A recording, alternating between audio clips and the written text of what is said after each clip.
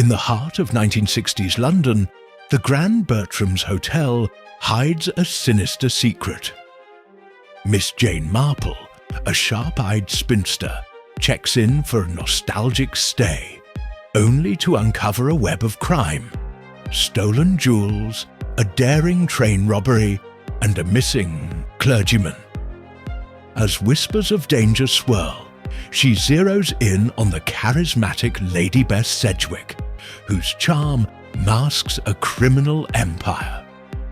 With every clue, from a misplaced umbrella to a cryptic note, Miss Marple unravels a syndicate woven into the hotel's elegant facade.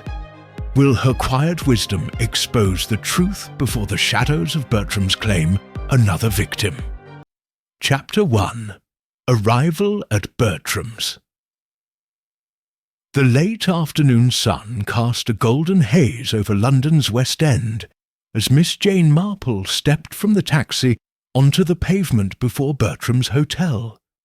She paused, her small bird-like frame swathed in a neat tweed coat, her eyes, pale blue and deceptively mild, taking in the familiar facade. The hotel stood as it had in her youth, an Edwardian relic of polished dignity, its brass sign gleaming, its windows framed by starched lace curtains. To Miss Marple, it was as if time had paused, preserving the elegance of a bygone era. Her nephew Raymond, ever indulgent, had insisted on treating her to a week's stay, and though she protested the extravagance, her heart fluttered with anticipation. A young porter, crisp in his green-trimmed uniform, darted forward to take her modest suitcase. "Welcome to Bertram's, ma'am," he said, with a deference that made Miss Marple smile. Inside, the lobby was a symphony of quiet luxury. The scent of beeswax polish, the soft glow of chandeliers, and the murmur of well-bred voices. A vast Persian rug muffled her footsteps as she approached the reception desk, where Miss Gorringe, the receptionist, presided with the air of a benevolent headmistress. Her steel-grey hair was immaculate, her smile practised. "Miss Marple, how delightful," she said, consulting the ledger. "Your room is ready, number 12, overlooking the garden." Miss Marple nodded, her gloved hands clutching a worn leather handbag. She declined the lift, preferring the grand staircase, its banister smooth from decades of use. As she ascended, she observed her fellow guests: an elderly dowager in pearls, a brisk military man with a newspaper, and a young woman in a chic hat, her eyes darting nervously. The hotel, Miss Marple thought, was like a stage, its players cast with uncanny precision. She reached her room, a cosy haven of chintz and mahogany, and unpacked her few belongings, including her knitting, a skein of soft wool and a pair of needles that never failed to soothe her. That evening, she descended to the lounge for tea, settling into a cushioned armchair near a window. The room was alive with the clink of porcelain and the hum of conversation.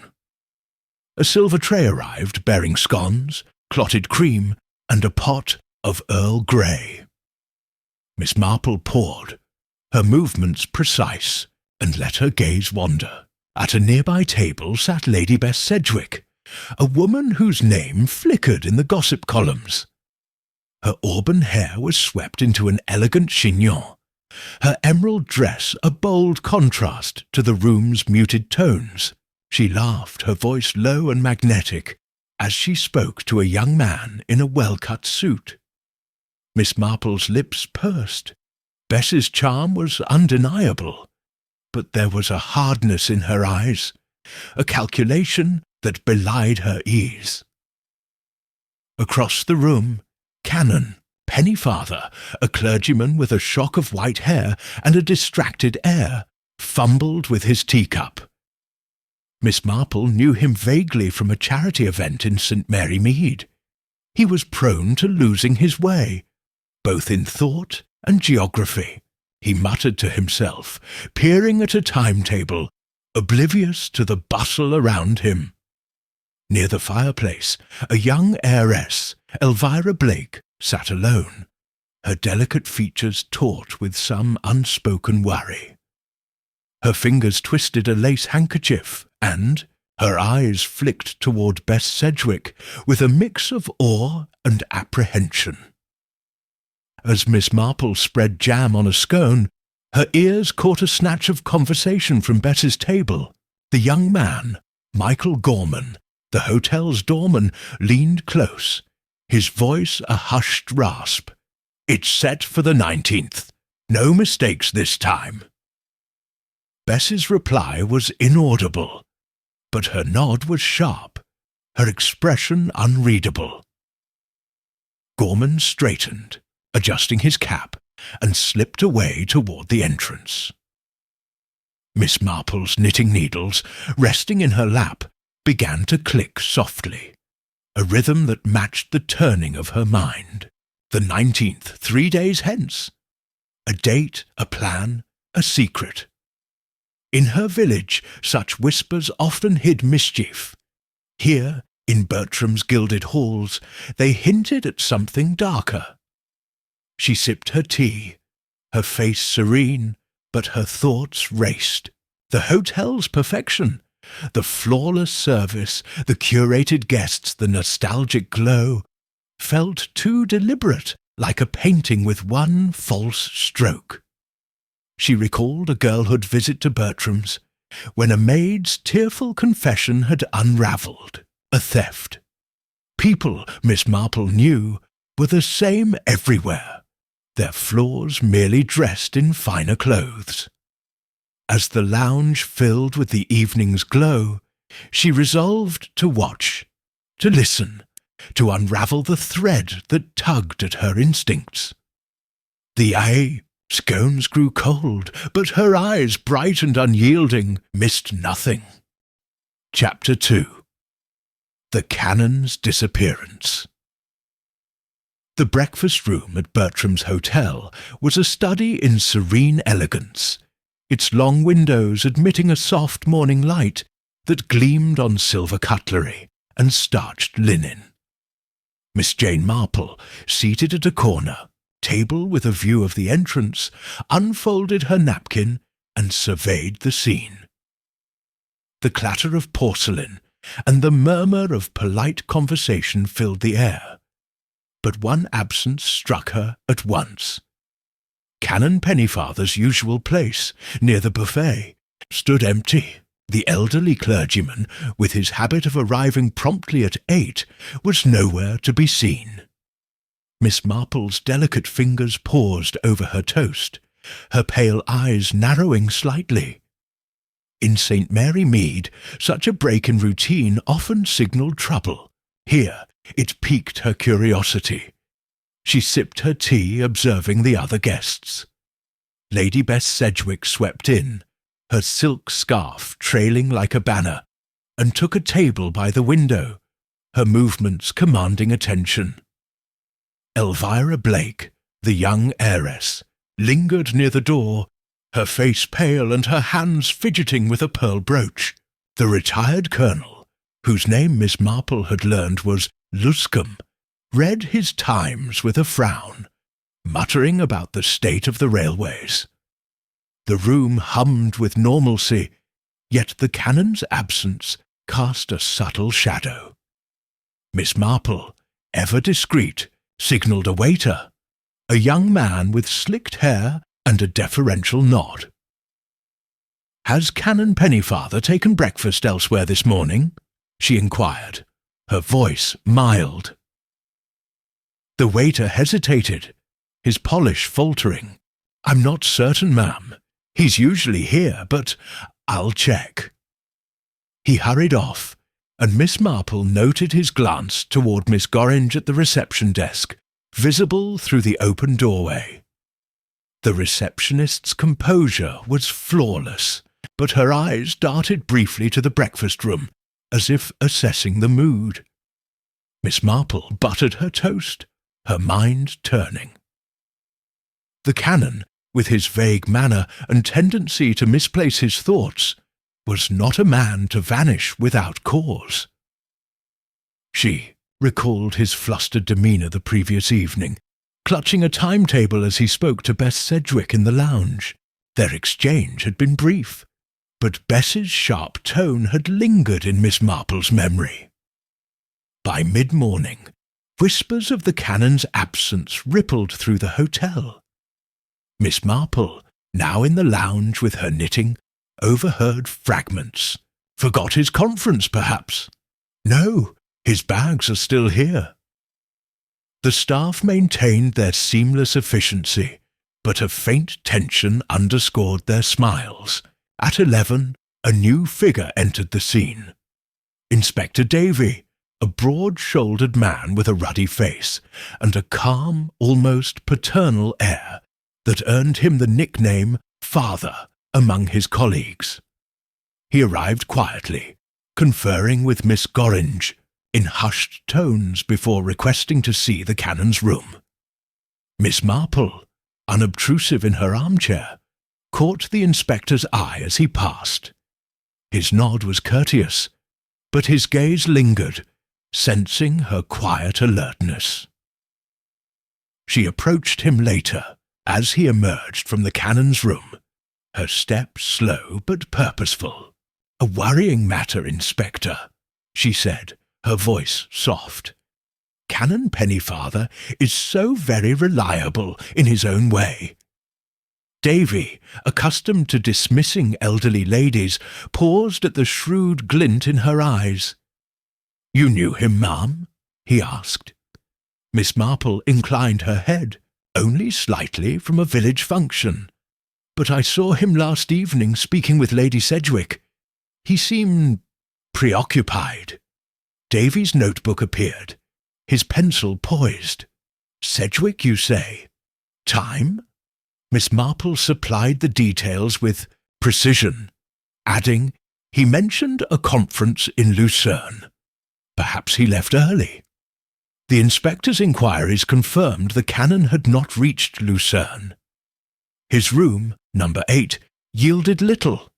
A neatly made bed, a suitcase with clerical attire, and a dog-eared copy of the Times. The only anomaly was the absence of his umbrella. A sturdy black one he carried religiously. Miss Marple, invited to comment by Davy's growing respect, remarked, "An umbrella is such a personal thing, Inspector. Its absence suggests intention, don't you think?" Davy's brow furrowed, but he noted the point. The hotel's log showed no record of the canon leaving, and the night porter, a stoic man named Willis, swore no one had passed after midnight. As noon approached, Miss Marple lingered in the lounge, her knitting a pretext for observation. Elvira Blake entered, her steps hesitant, and approached Miss Gorringe with a whispered question. The receptionist's reply was inaudible, but Elvira's shoulders slumped, and she retreated to a sofa, her eyes darting to the entrance. Miss Marple, with the instinct of one who had unravelled many village mysteries, sensed fear in the girl's posture. She recalled Elvira's nervous glance at Bess Sedwick the previous day, and wondered if the canon's disappearance touched some hidden thread connecting them. The hotel's polished surface, she thought, concealed currents she could not yet name. Inspector Davy returned, his expression graver. He confided to Miss Marple, over a cup of tea she insisted on sharing, that the canon's conference organisers had expected him at dawn. "No trace at the station, no ticket purchased," he said, rubbing his chin. Miss Marple's needles clicked steadily. "People don't vanish, Inspector," she said gently. "They are misplaced, by accident or design." Her words hung between them, and Davy, struck by her quiet certainty, resolved to probe deeper. As he left, Miss Marple's gaze returned to the lounge, where Bess Sedwick laughed with a new arrival, her poise unshaken. The canon's empty chair loomed in Miss Marple's mind, a silent challenge to the hotel's perfect facade. Chapter 3. The Train Robbery. The morning of the third day at Bertram's hotel dawned with a chill that seeped through the lace-curtained windows, though the breakfast room remained a bastion of warmth and civility. Miss Jane Marple, seated at her usual corner table, unfolded the morning's Times with a practised hand, her pale blue eyes skimming the headlines. The lead story leapt out, bold and stark. Daring robbery on Irish mail. Fortune in cash and jewels stolen. The article described a meticulously executed heist. The overnight train from Holyhead to London, stopped in the dead of night by a false signal, its mail carriage plundered with surgical precision. The thieves had vanished into the darkness, leaving no trace save a derailed carriage and a shaken guard. Miss Marple's lips pursed as she read, her toast forgotten. The date of the robbery, yesterday the 19th, echoed in her mind, a coincidence too sharp to ignore after overhearing Lady Bess Sedwick's cryptic words 2 evenings prior. The breakfast room hummed with subdued excitement, the robbery dominating conversation. Colonel Luscombe, at a nearby table, folded his own newspaper with a grunt. "Damn cheek, stopping a train like that," he muttered to a companion, a wiry man with a monocle. "Takes planning, mind you. Professionals." Across the room, Elvira Blake sat alone, her delicate features drawn, her coffee untouched. Her eyes flicked to the newspaper on her table, then away, as if the words burned. Miss Marple, her knitting, tucked beside her, noted the girl's unease. Elvira's fingers twisted the stem of a spoon, a gesture that spoke of nerves stretched taut. The absence of Canon Pennyfather, now 2 days gone, hung over the room like a shadow, though the staff maintained their impeccable poise. Miss Gorringe, gliding past with a ledger, offered serene smiles, but Miss Marple detected a tightness in her posture, a vigilance that belied her calm. As she sipped her tea, Miss Marple's thoughts turned to the hotel's curious perfection. Bertram's was a world apart, its Edwardian charm a cocoon against the chaos of modern London. Yet the robbery, with its audacity and precision, felt like a crack in that facade. She recalled village parallels, a poacher in St. Mary Mead, whose brazen thefts had relied on meticulous timing and insider knowledge. The Irish mail heist, she mused, demanded similar cunning, perhaps orchestrated from a place as unassuming as this very hotel. Her eyes drifted to Lady Bess Sedwick, who entered the room with her characteristic flair, a crimson scarf draped over her tailored suit. Bess paused to exchange pleasantries with the dowager, her laugh ringing out, but Miss Marple noted a fleeting glance toward Elvira, sharp and assessing. The morning wore on, and the lounge became a hub of speculation. Miss Marple, settled in an armchair with her knitting, listened as guests dissected the robbery. A young couple, newlyweds by their glowing glances, debated whether the thieves were foreign agents. An elderly spinster, clutching a lorgnette, insisted it was the work of anarchists. Colonel Luscombe, joining the fray, scoffed at such theories. "Mark my words, it's a syndicate," he declared, his moustache bristling.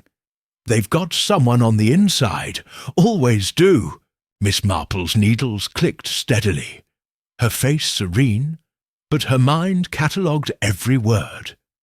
The Colonel's mention of a syndicate stirred her, echoing her own suspicions about Bertram's.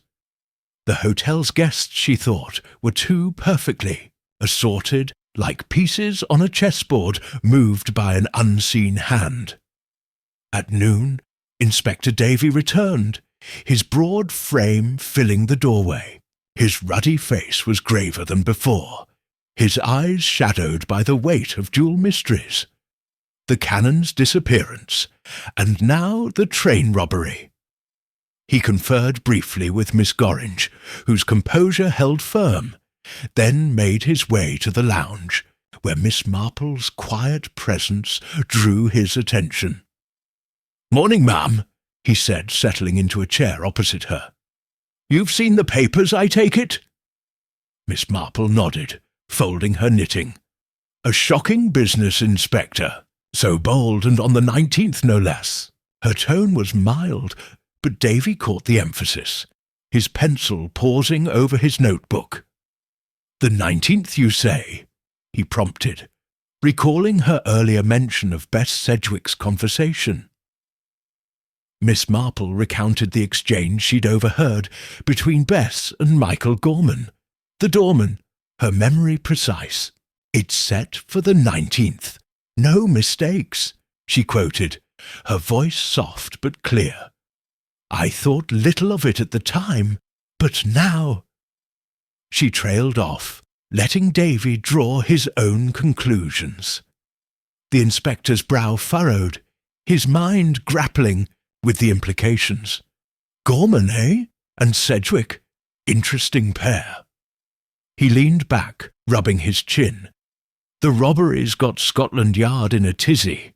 Clean job, no fingerprints, no witnesses except a guard who saw nothing but shadows. They knew exactly where to strike. Miss Marple's eyes gleamed. Knowledge, Inspector, is power.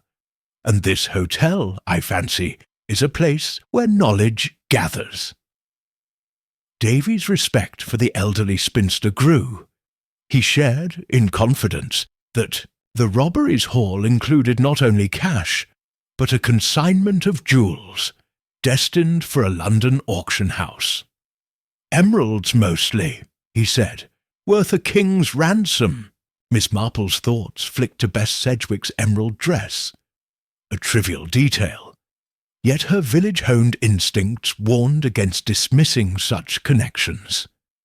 She suggested, with delicate tact, that the hotel's staff warranted scrutiny. "A doorman, for instance, sees everyone come and go," she mused, "and Michael Gorman strikes me as observant." Davy nodded, jotting a note. "I'll have a word with him. And Sedwick, she's a character, isn't she?" The inspector's departure left Miss Marple to her knitting, but her mind was far from idle. She watched as Elvira Blake slipped into the lounge, her movements furtive. The heiress approached a side table where a stack of newspapers lay, and hesitated before tucking one under her arm. As she turned, her eyes met Miss Marple's, and a flush crept up her cheeks. She hurried out, but not before Miss Marple saw her slip a folded note to Michael Gorman, who stood at the entrance, his cap tilted at a rakish angle. Gorman pocketed the note without a word, his glance darting toward the staircase where Bess Sedwick had just descended. The exchange was swift, practised, and Miss Marple's needles paused. In St. Mary Mead, such clandestine notes often hid secrets, lovers' trysts or darker schemes. Here she sensed the latter. That afternoon the hotel's rhythm faltered. Guests lingered in the lounge, their conversations circling the robbery and the canon's absence. Miss Marple, ever the observer, struck up a chat with Colonel Luscombe, who proved garrulous on the subject of crime. "I was in India, you know," he said, puffing out his chest. "Saw a jewel theft once. Natives clever as you like. Needed someone local to pull it off." Miss Marple nodded, her expression attentive. "Local knowledge," she agreed. "Or perhaps someone trusted, moving freely where others cannot." The Colonel blinked, surprised by her acumen. But Miss Marple's smile was disarming, and he soon rambled on. Her thoughts, however, were elsewhere. The hotel staff, from the porters to the maids, moved with a choreography too seamless, their deference masking a watchfulness she recognized from village conspiracies. She recalled a St. Mary Mead scandal, where a postmistress had orchestrated thefts under the guise of respectability. Bertram's, with its nostalgic charm, felt like a larger stage for a similar game. Bess Sedwick, with her commanding presence, was a natural linchpin, but Miss Marple wondered about Elvira's role. The girl's agitation suggested entanglement, perhaps unwilling, in a scheme beyond her control. As evening fell, Miss Marple took a turn in the hotel's garden, a walled oasis of roses and clipped hedges. The air was cool, the city's clamour muted. She paused by a bench, ostensibly to admire a late-blooming flower, but her ears caught a low murmur from the shadows. Elvira Blake stood near a yew tree, speaking urgently to a figure Miss Marple couldn't see. "You mustn't tell her," Elvira whispered. "She'll ruin everything." The reply was inaudible, but Elvira's gasp carried, and she fled back to the hotel, her scarf trailing. Miss Marple lingered, her heart quickening. The voice, she was certain, had been Michael Gorman's, his Irish lilt unmistakable. The garden, like the hotel, hid its secrets well. Back in the lounge, Miss Marple resumed her knitting, her mind piecing together fragments. The robbery's timing, Bess's cryptic words, Elvira's fear, Gorman's complicity. It all pointed to a nexus within Bertram's. She considered the canon's disappearance, wondering if he had stumbled upon the same thread. His vagueness, she thought, made him an unlikely threat, yet his absence was too convenient. She recalled a village curate, dismissed as a fool, who had unwittingly exposed a smuggling ring. The canon, with his timetable and distracted air, might have seen or heard something that necessitated his removal. Inspector Davy returned at dusk, his face etched with fatigue. He sought Miss Marple out, sensing her knack for cutting through fog. Over a pot of tea, he shared a new lead. A witness, a farmer near the robbery site, had seen a car speeding away, its lights dimmed. "No plates, of course," Davy said, "but it's a start, and we've got men checking the guard's story. Bit shaky, if you ask me." Miss Marple listened, her expression attentive. "A guard," she said thoughtfully, "is well placed to know a train's contents, or to look the other way." Davy's eyes widened, and he scribbled a note. "You've a sharp mind, ma'am. Ever thought of joining the yard?" Miss Marple chuckled, waving a hand, but her thoughts were on the hotel's staff, each a potential cog in a larger machine. As night settled over Bertram's, Miss Marple retired to her room, her knitting bag in hand. She left her door slightly ajar, a habit from village days when eavesdropping had unravelled many a mystery. The corridor was quiet, but at 10:30 she heard a soft creak, followed by footsteps pausing outside the canon's room. She peered through the crack, her breath held, but saw only a shadow flit past, too quick to identify. The hotel's silence felt heavy, charged with secrets. Miss Marple closed her door, her mind alight. The robbery, the canon, the whispered plans, they were threads in a tapestry, and Bertram's was the loom. She sat by her window, her needles idle, and gazed at the moonlit garden. Somewhere, she knew, the truth lay hidden, waiting for her to tug it free. Chapter 4. Bess Sedwick's Shadow. The fourth day at Bertram's hotel unfolded with the deceptive calm of a summer morning, the sunlight filtering through the lounge's tall windows to cast dappled patterns on the polished oak floor. Miss Jane Marple, ensconced in her usual armchair, her knitting a soft pile of wool in her lap, surveyed the room with eyes that missed little. The guests moved through their rituals.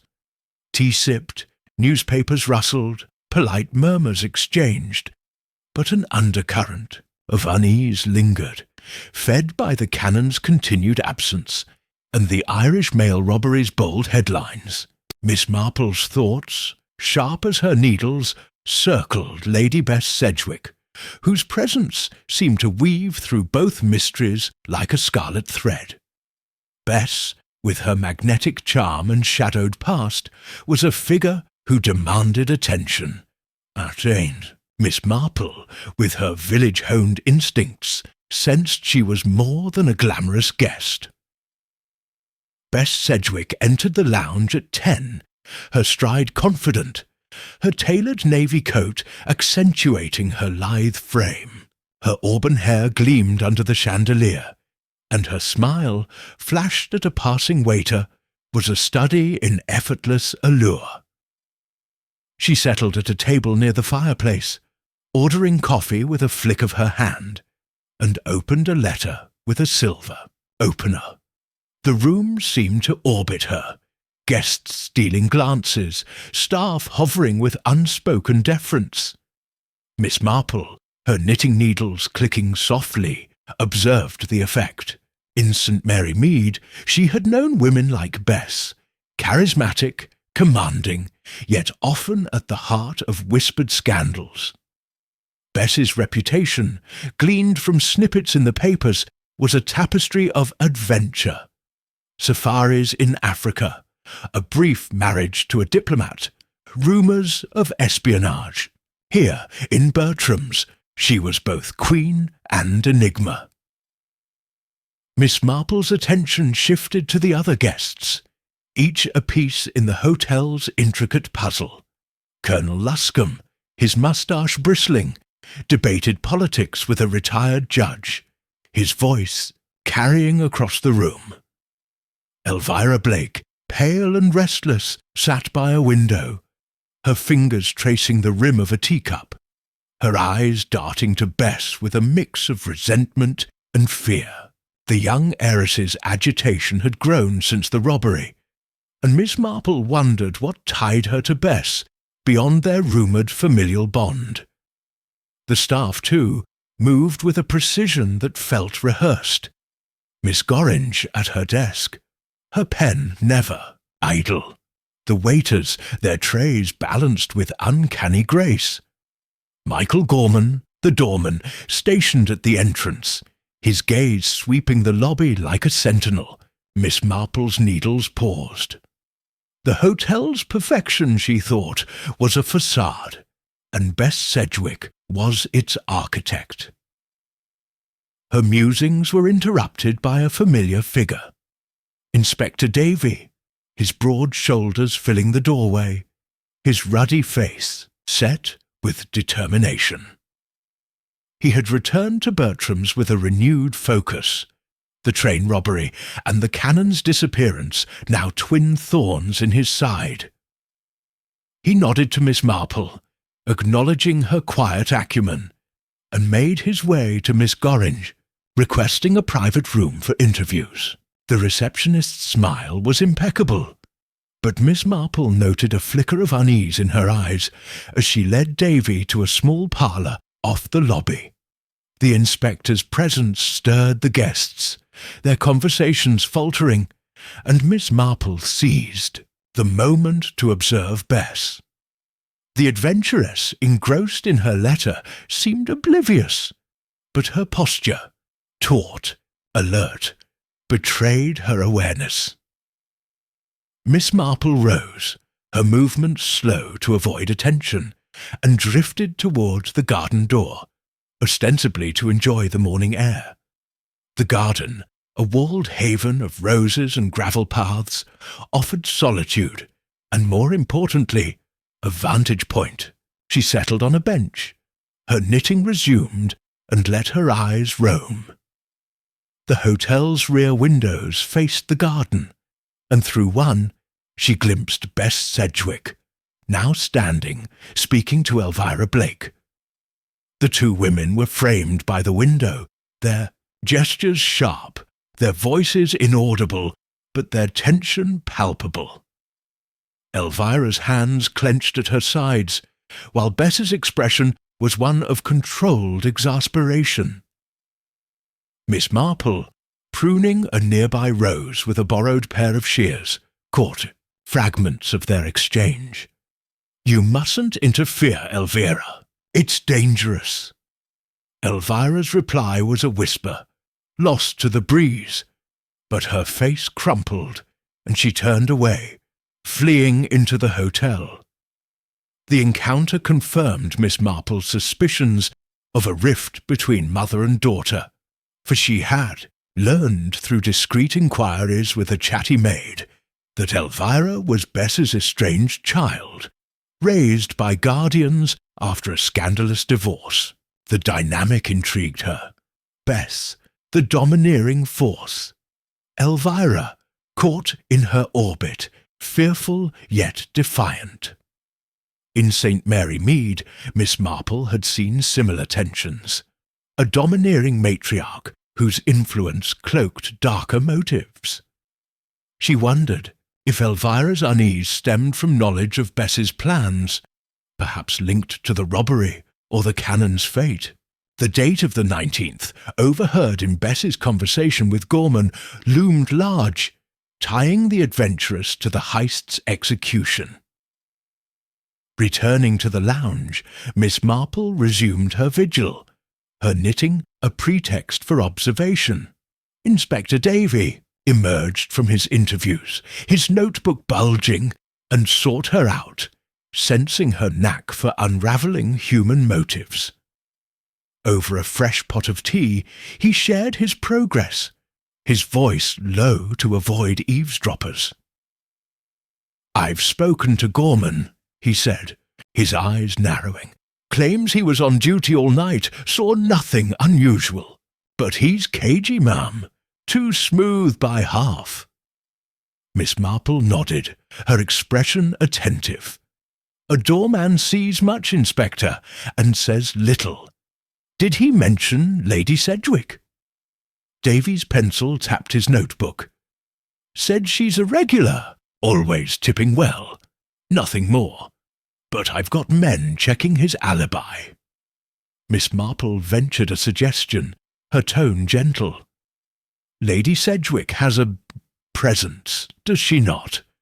People gravitate to her, perhaps share things they shouldn't." Davy grunted, catching her drift. "You think she's pulling strings?" Miss Marple's smile was demure.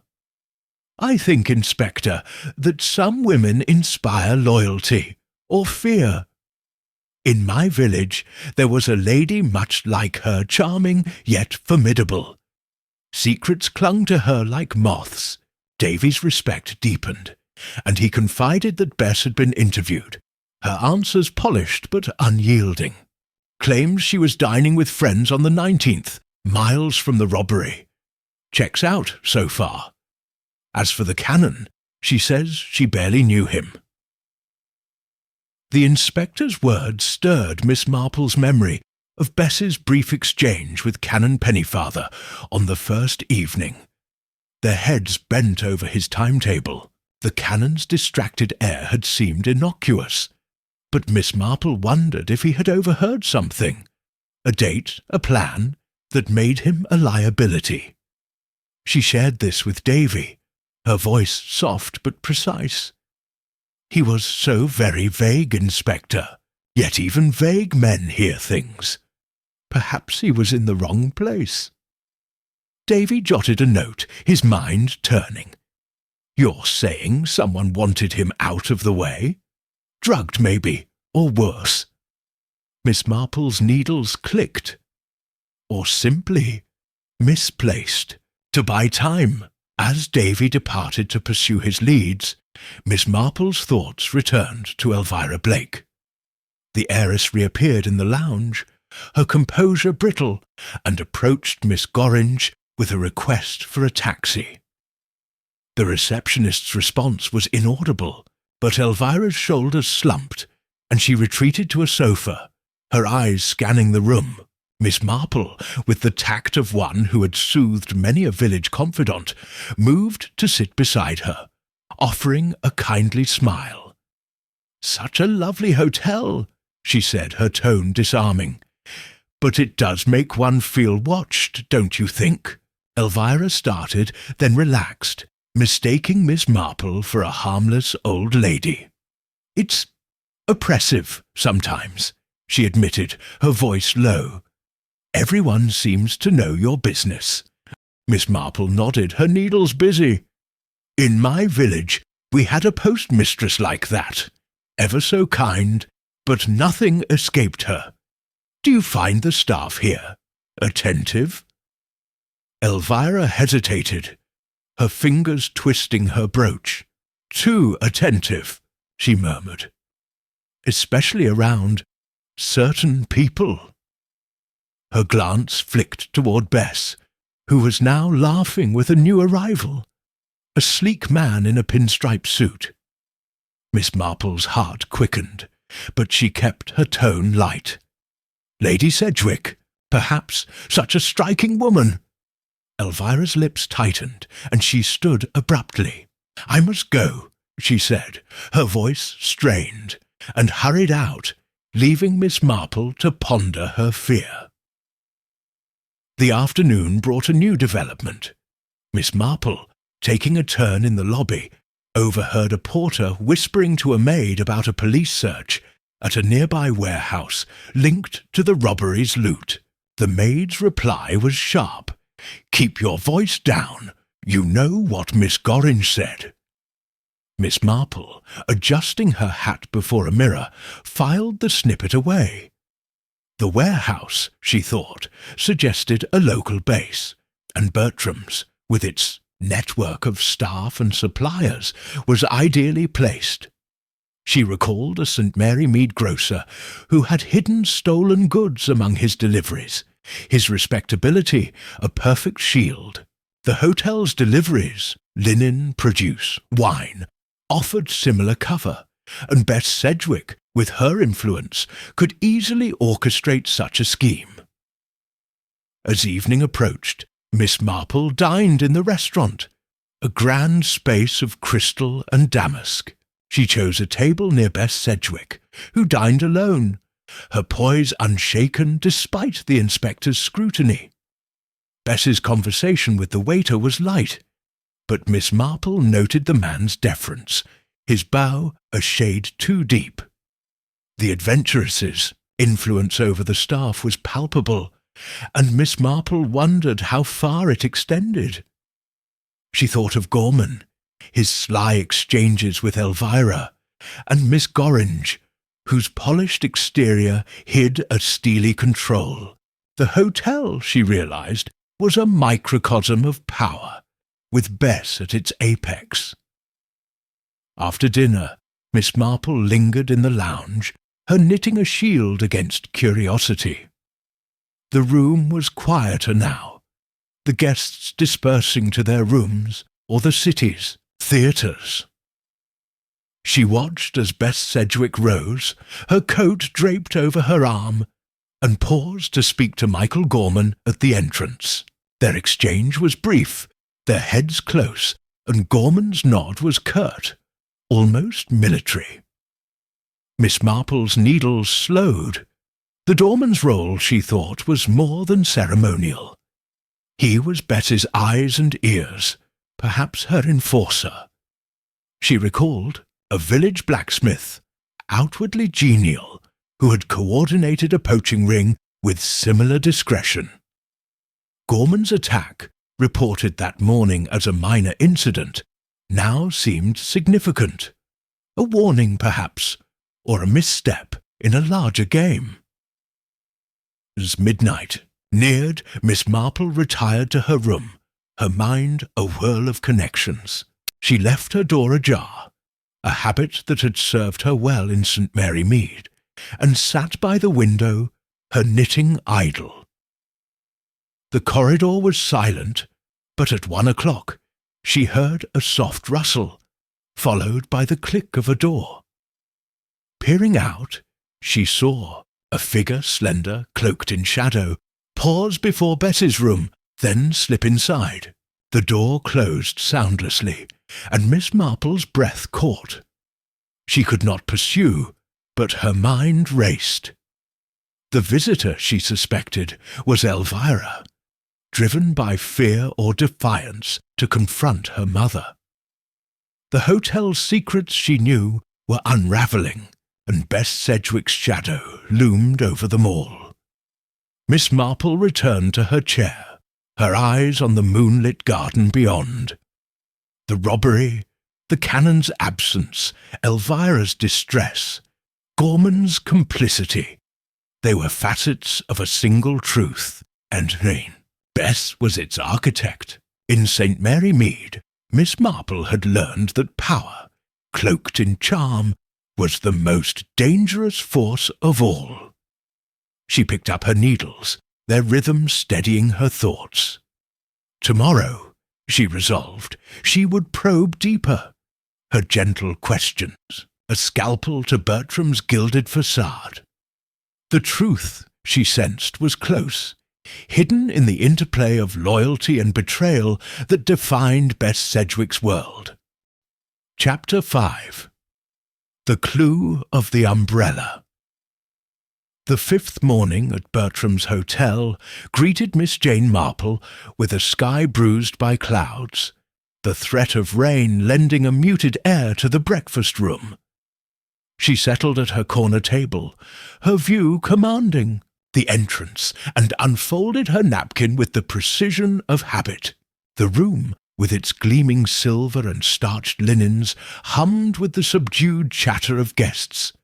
But the absence of Canon Pennyfather, now 3 days gone, cast a pall that even the staff's polished efficiency could not dispel. Miss Marple's pale blue eyes, sharp behind their mild facade, scanned the scene, her thoughts tethered to the Irish mail robbery and the hotel's enigmatic pulse. The Times lay folded beside her, its headlines still trumpeting the heist. But her mind lingered on Lady Bess Sedwick's influence, and the cryptic threads tying Elvira Blake, Michael Gorman, and the missing clergyman to a deeper scheme. As she sipped her tea, Miss Marple noted the guests' routines, each a clue to their character. Colonel Luscombe, his newspaper a shield, muttered about government incompetence, while a young couple, their honeymoon glow fading, whispered anxiously over their toast. Elvira Blake entered late, her delicate features drawn, her hands fidgeting, with a silk scarf. She chose a table far from Bess Sedwick, who swept in moments later, her emerald earrings catching the light as she ordered grapefruit with a commanding nod. The staff, led by Miss Gorringe's unerring presence at reception, moved with a choreography that Miss Marple found increasingly suspect. In St. Mary Mead, such seamless order often hid mischief.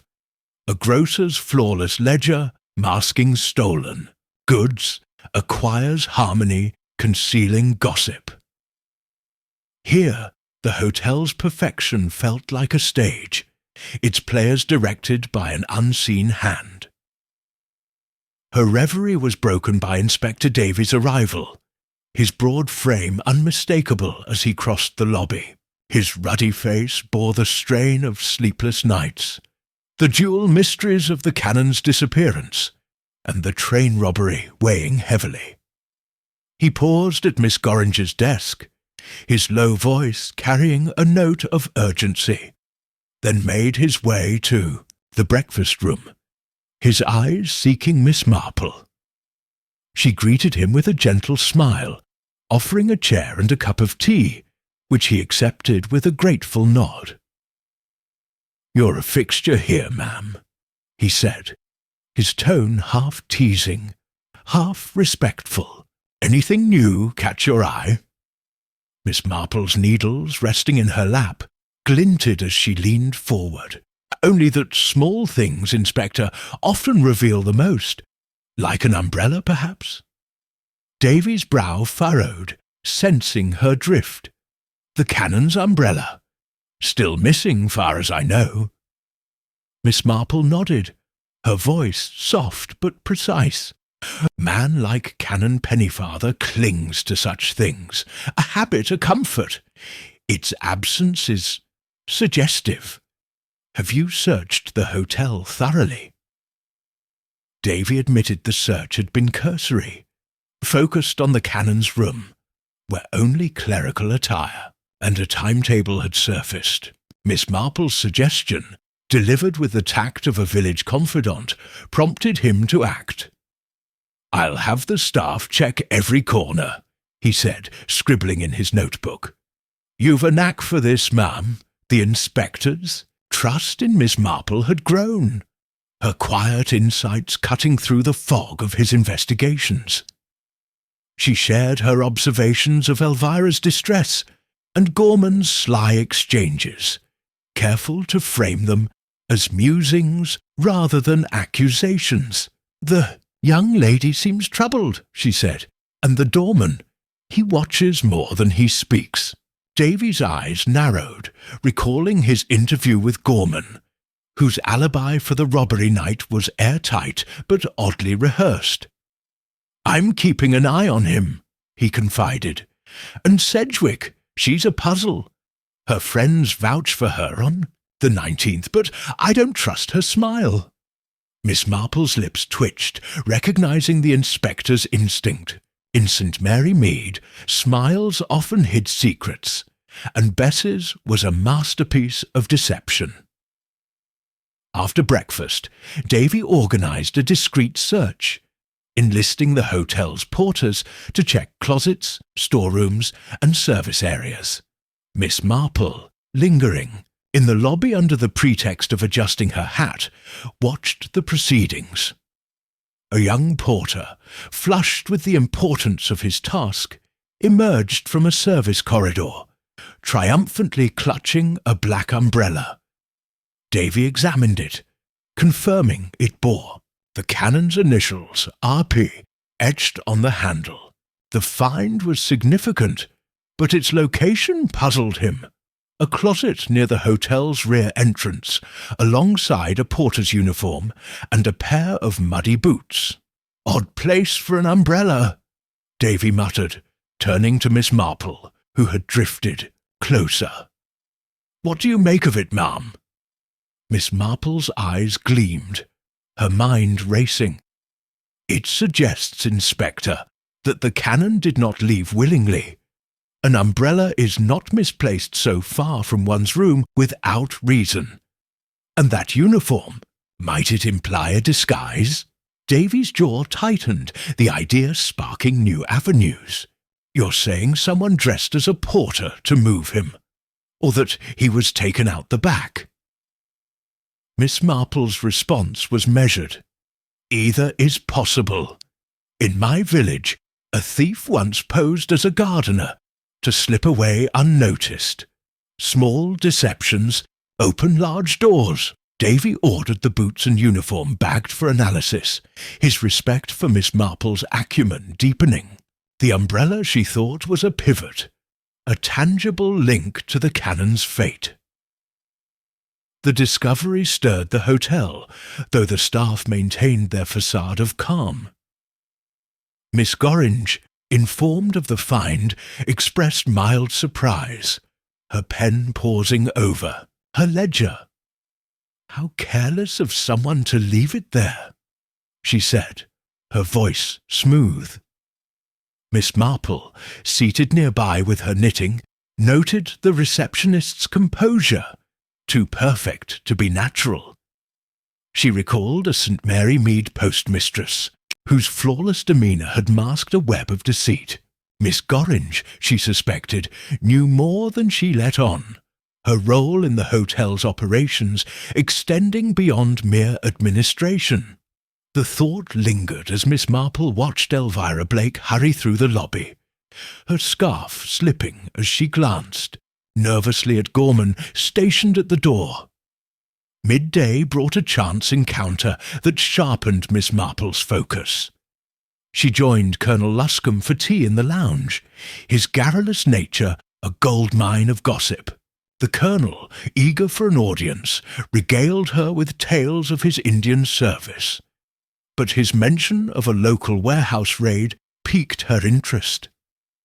"Heard it from a cabby," he said, puffing out his chest. "Police turned over a place near the docks, found crates that might tie to that train business." Miss Marple's needles clicked steadily, her face attentive. "How fascinating," she said. "Warehouses are such convenient places, aren't they? Like a village barn, hiding all sorts of secrets." The Colonel blinked, surprised by her insight, but Miss Marple's smile disarmed him, and he rambled on. The warehouse lead, though unconfirmed, resonated with Miss Marple's suspicions. The hotel's deliveries, linen, wine, produce, offered a perfect conduit for moving stolen goods, and Bess Sedwick's influence over the staff made her a likely orchestrator. Miss Marple thought of Elvira's fear, Gorman's complicity, and the canon's misplaced umbrella, each a piece in a mosaic of crime.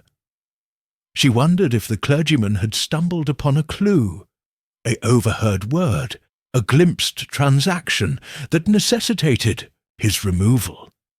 In St. Mary Mead, a nosy gardener had once been silenced for less, spirited away until the danger passed. The canon, with his vague air, might have been similarly misplaced. His umbrella, a careless oversight by his captors. As afternoon faded, Miss Marple took a turn in the garden, the air heavy with impending rain. The roses, their petals curling, mirrored her sense of a case nearing its bloom. She paused by a bench, her knitting bag at her side, and watched the hotel's rear entrance, where the service corridor lay. A delivery van idled nearby, its driver exchanging words with a porter. The scene was mundane, yet Miss Marple's instincts prickled. She recalled a village milkman, whose early rounds had concealed stolen silver. The hotel's suppliers, she thought, warranted scrutiny, their access to Bertram's a potential lifeline for the robbery's loot. Her thoughts were interrupted by a soft rustle in the hedge. Elvira Blake emerged, her face pale, her eyes red-rimmed. She started at the sight of Miss Marple, then relaxed, mistaking her for a harmless guest. "Oh, it's you," she said, her voice trembling. "I needed air." Miss Marple's smile was kind, her tone inviting. "It's a lovely spot, isn't it? Though it feels watched sometimes."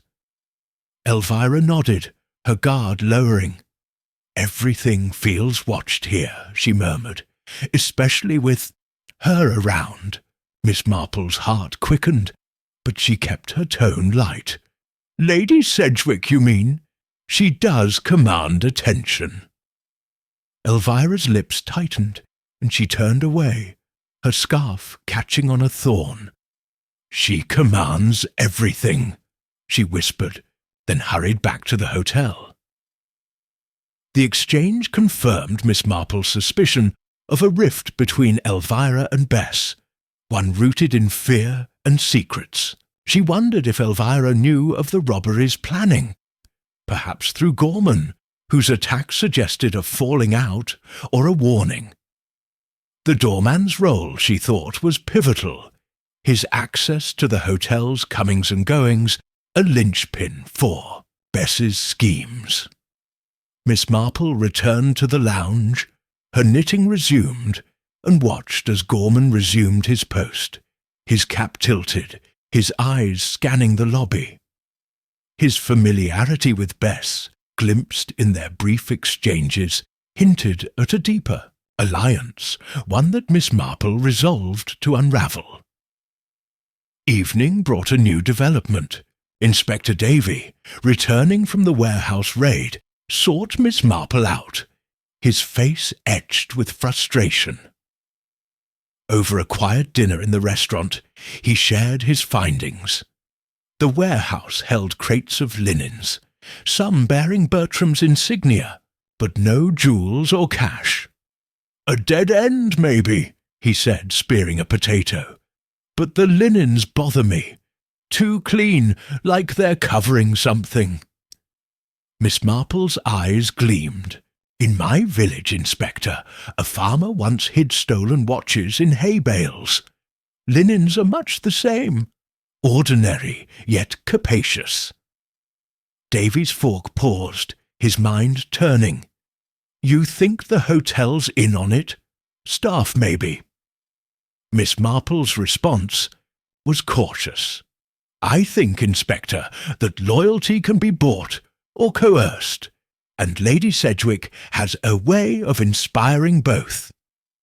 As night fell, Miss Marple lingered in her room, her door ajar, her knitting idle. The corridor was silent, but at 11 she heard a faint creak, followed by footsteps near the service entrance. She peered out, her breath held, but saw only a shadow vanish into the stairwell. The hotel's secrets, she thought, were restless, moving under cover of darkness. She sat by her window, the rain now pattering against the glass, and reflected on the umbrella's significance. It was a small thing, easily overlooked, yet it pointed to a deliberate act, a removal, a disguise, a plan. In St. Mary Mead, small, things had toppled great schemes, and Miss Marple knew that here, in Bertram's gilded halls, the truth lay in such details, waiting for her gentle touch to bring it to light. Chapter 6. A Nighttime Intrusion. The sixth night at Bertram's hotel enveloped the grand old building in a velvet hush, broken only by the occasional creak of settling wood and the distant hum of London's nocturnal pulse. Miss Jane Marple, seated by her window in room 12, her knitting idle in her lap, gazed at the moonlit garden below, its roses silvered by the pale light. The day had been one of subtle shifts.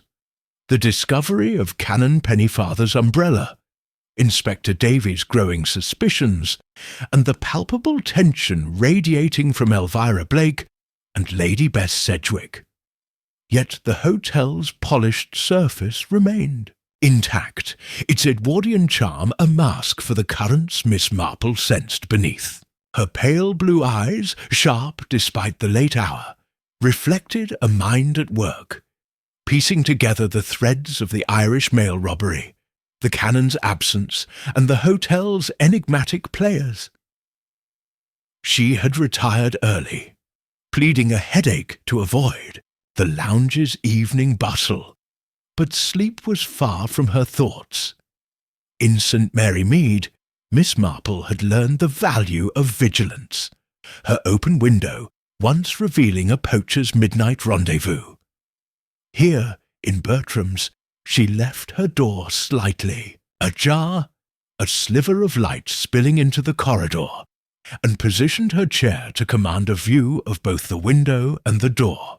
Her knitting bag, a faithful companion, rested at her feet, its needles silent but ready. The hotel's quiet was deceptive, she knew, like the calm of a village before a storm. The umbrella's discovery in the service closet, alongside a porter's uniform, had sharpened her suspicions of a deliberate act. Perhaps a disguise to spirit the canon away. But why? And by whom? At 11:30, a soft thud broke the silence, faint but distinct, from the corridor beyond. Miss Marple's heart quickened, her frail frame tensing as she leaned toward the door's crack. The sound was not the careless step of a late guest, but something stealthier, a muffled impact, as if a shoe had caught on the thick carpet. She waited, her breath shallow, her eyes fixed on the sliver of hallway visible through the gap. A shadow flickered, brief and formless, followed by the faintest creak of a floorboard. Then a beam of light, narrow, darting, swept across the corridor, pausing at the door of Canon Pennyfather's room, number 8, directly opposite her own. Miss Marple's fingers tightened on her chair's armrest, her village instincts alert. In St. Mary Mead, such nocturnal prowlings often signalled theft, or worse. Here they hinted at a deeper game. The light steadied, and she heard a soft click, the sound of a key turning in a lock. The canon's door eased open, its hinges silent, and the beam vanished inside, leaving only darkness. Miss Marple's mind raced. The intruder, whoever they were, had access to a key. A staff member, perhaps, or someone with influence over the hotel's workings. She considered rising, her slippered feet poised, but caution prevailed. Her slight frame and elderly demeanour offered no defence against a desperate soul, and her strength lay in observation, not confrontation. She strained her ears, catching the faint rustle of movement within the canon's room, a drawer sliding, papers shifting. The intruder was searching, but for what? Evidence the canon had left behind, or something planted to mislead? Minutes stretched, taut and endless, until the beam reappeared, sweeping the corridor once more. The door closed with a barely audible snick, and the figure emerged cloaked in shadow. Miss Marple glimpsed a slim silhouette, the glint of a dark coat, but the face was obscured, the figure moving swiftly toward the staircase. She waited, counting to 10, then rose, her movements slow to avoid creaking floorboards. Slipping to her door, she peered out, but the corridor was empty, the intruder gone. Her heart pounded, not with fear, but with the thrill of a puzzle taking shape. She returned to her chair, her mind cataloguing details. The key, the flashlight, the purposeful search. In St. Mary Mead, a nighttime raid on a vicar's study had exposed a blackmail scheme. Here, the stakes felt higher, tied to the robbery and the hotel's secrets. Dawn was hours away, but Miss Marple knew sleep would elude her. She lit a small lamp, its glow soft, and jotted notes in her neat, spidery hand, a habit from village days when recording gossip clarified motives. The intruder's access to the canon's room suggested complicity within Bertram's, perhaps orchestrated by Bess Sedwick, whose influence over the staff was undeniable.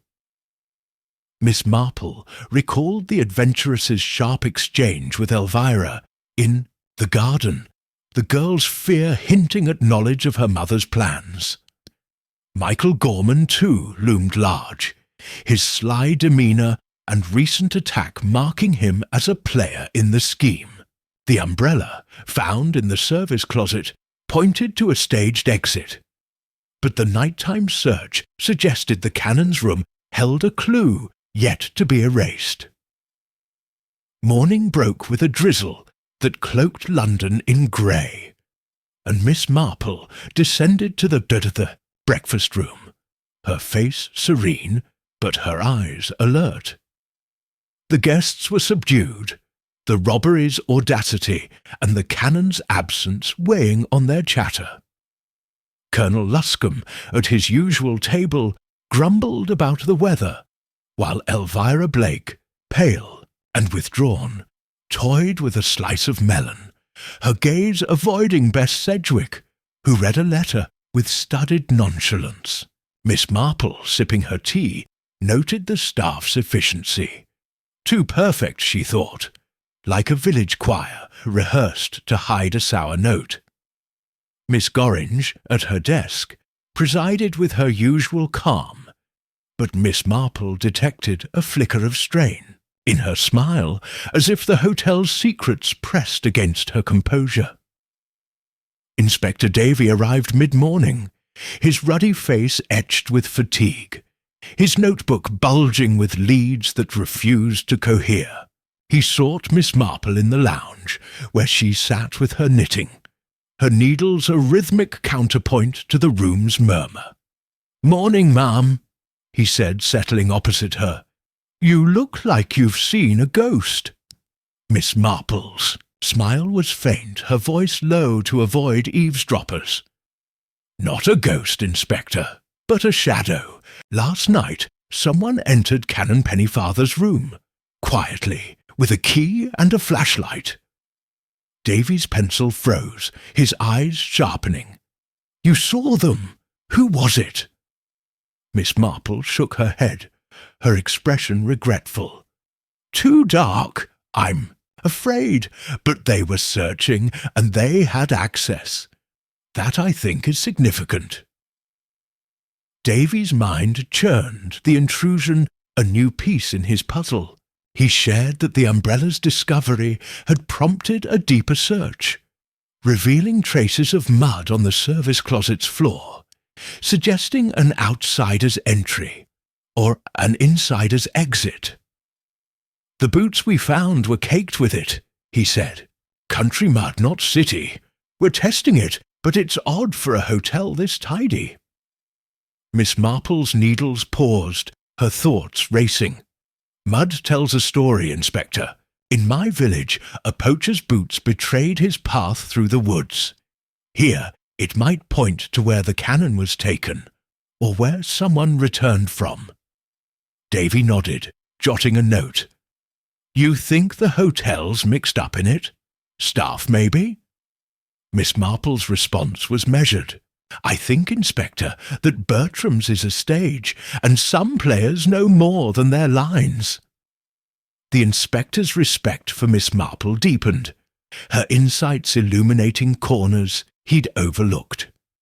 He confided that the warehouse raid had yielded little beyond linens, but a driver's log mentioned frequent deliveries to Bertram's, more than a hotel of its size required.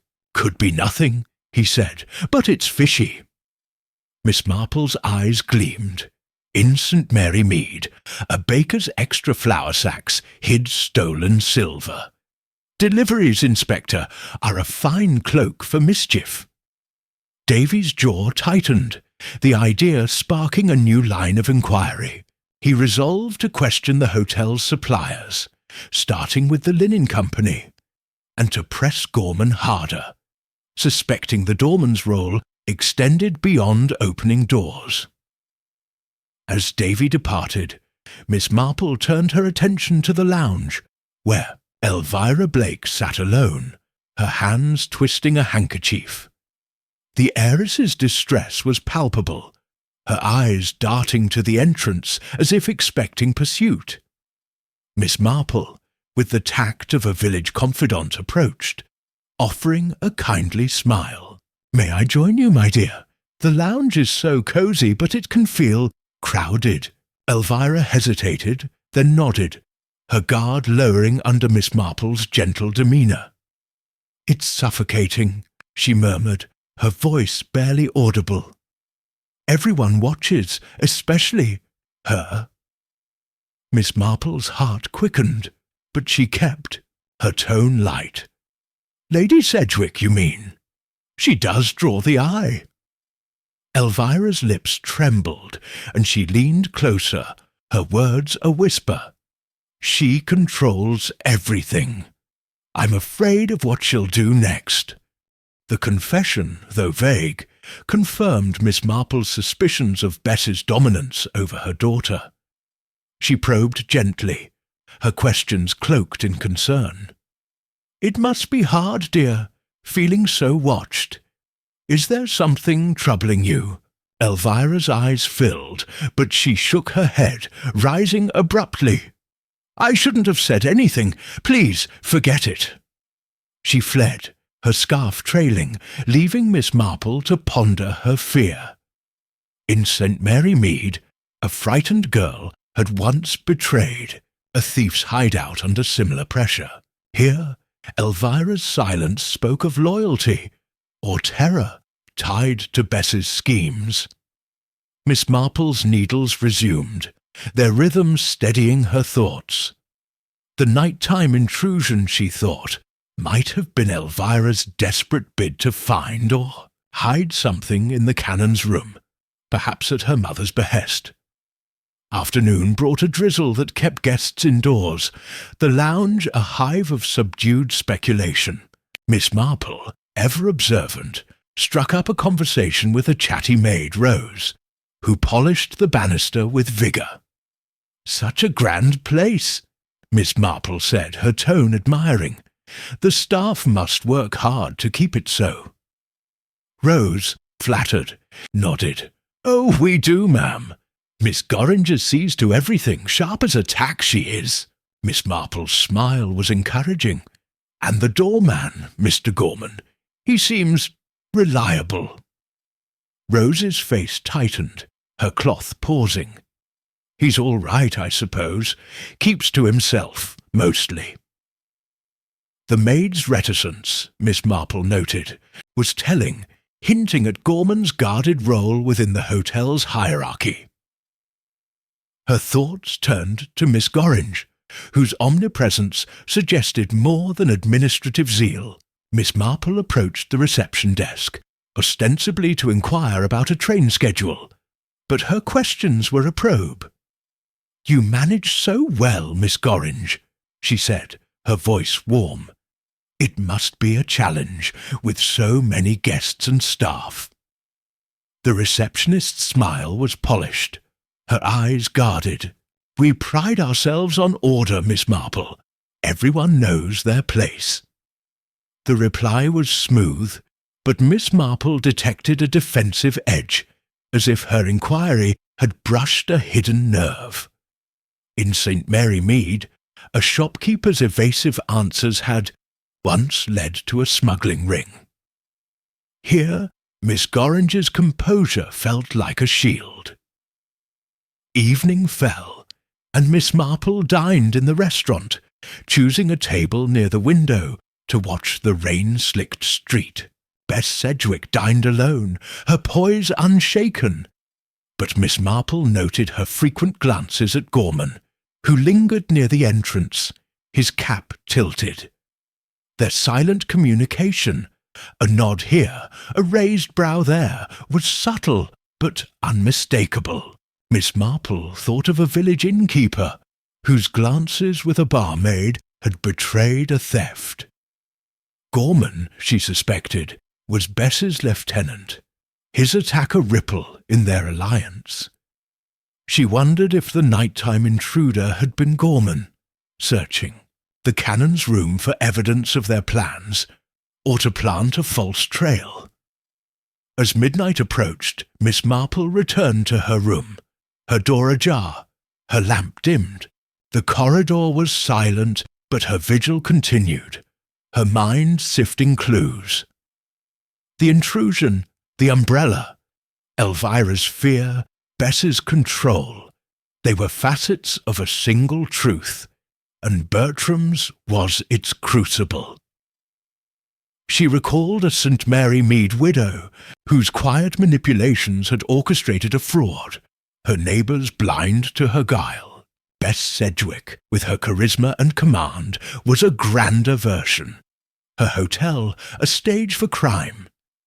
Miss Marple's eyes, bright in the lamplight, fixed on the corridor's shadows. The truth, she knew, was near, hidden in the hotel's gilded seams, waiting for her patient hands to unravel it. Chapter 7. Elvira's Secret. The 7th day at Bertram's hotel dawned with a pall of mist that clung to the London streets, softening the outlines of the grand old building, and lending its Edwardian facade an air of mystery. Miss Jane Marple, seated in her customary corner of the breakfast room, unfolded her napkin with a delicate hand, her pale blue eyes scanning the familiar cast of guests. The absence of Canon Pennyfather, now 4 days gone, hung over the room like an unspoken question, while the Irish mail robbery continued to dominate the newspapers, its audacity fueling whispers among the diners. Miss Marple's thoughts, however, were fixed on Elvira Blake, whose fragile demeanour and furtive glances suggested a burden too heavy for her young shoulders. The nighttime intrusion into the canon's room, witnessed the previous evening, had sharpened Miss Marple's suspicions, and she sensed that Elvira held a key to the hotel's secrets, perhaps unwittingly entangled in Lady Bess Sedwick's schemes. The breakfast room, with its gleaming silver and starched linens, buzzed with subdued conversation. Colonel Luscombe, his moustache bristling, debated the robbery's logistics with a retired banker, while a young widow in black sipped coffee, her eyes distant. Elvira entered late, her pale blue dress accentuating her pallor, and chose a table by the window, her hands fidgeting with a silver spoon. Bess Sedwick, arriving moments later, exuded her usual charisma, her tailored coat a vibrant crimson against the room's muted tones. She paused to exchange pleasantries with a waiter, her laugh ringing out. But Miss Marple noted a fleeting glance toward Elvira, sharp and proprietary. The dynamic between mother and daughter, strained yet charged, was a puzzle Miss Marple longed to unravel, its pieces scattered among the hotel's gilded corridors. Miss Marple sipped her tea, her knitting tucked beside her, and let her thoughts wander. The intrusion into the canon's room, with its flashlight and silent search, suggested a desperate bid to conceal or retrieve something, a document perhaps, or a clue to the robbery's planning. The umbrella's discovery in the service closet, alongside a porter's uniform, pointed to a staged exit, but the mud-caked boots hinted at a journey beyond the city, perhaps to the robbery's rural site. In St. Mary Mead, Miss Marple had once traced a thief through muddy footprints, his village alibi undone by a single detail. Here, the hotel's seamless order felt like a curtain, and Elvira's distress was a tear in its fabric, revealing glimpses of the truth. Her reverie was interrupted by Inspector Davy's arrival, his sturdy frame filling the lobby doorway. Her dear, ruddy face bore the weight of relentless inquiries. The canon's disappearance, and the robbery forming a knot he struggled to untie. He conferred briefly with Miss Gorringe, whose polished smile held firm, then made his way to the lounge, where Miss Marple had settled with her knitting. "Morning, ma'am," he said, his voice low to avoid curious ears. "You've got a knack for being where things happen." Miss Marple's smile was demure, her needles clicking softly. "Only where I'm needed, Inspector. Have you learned more about our nighttime visitor?" Davy's eyes narrowed, recalling her account of the intrusion. "Not yet, but we found mud in the canon's room. Same as the closet. Someone has been careless." Miss Marple's heart quickened, her mind latching onto the detail. "Carelessness, Inspector, is often a crack in a careful plan. In my village, a poacher's dropped glove led to his arrest. Mud, I think, tells a similar tale." Davy nodded, his notebook open. "We're tracing the soil, rural, likely near the robbery site. But the key to the canon's room bothers me. Only staff have access, or someone they let in." Miss Marple's expression was thoughtful. "Or someone with influence, perhaps. Lady Sedwick, for instance, seems to command loyalty." Davy's pencil paused, his respect for her insight growing. "You've a point, ma'am. She's slippery, that one. Her alibi's solid, but I don't trust it." The inspector shared a new lead.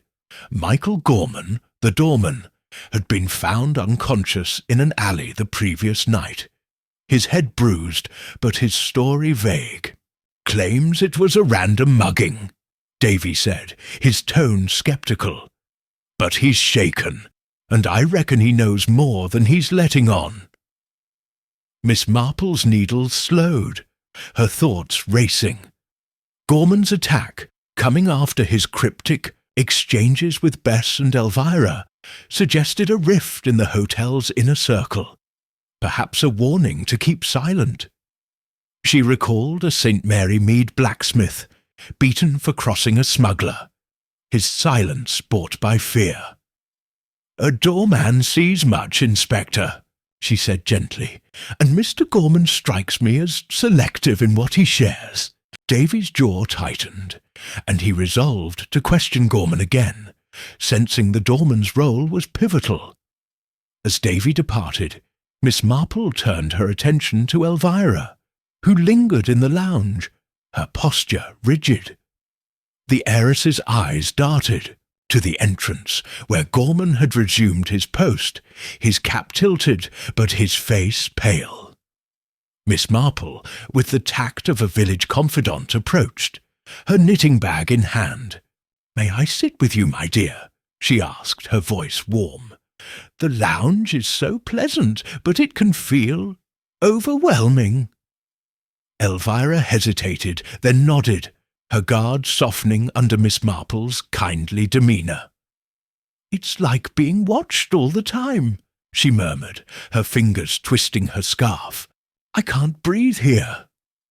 Miss Marple's heart quickened, but she kept her tone light.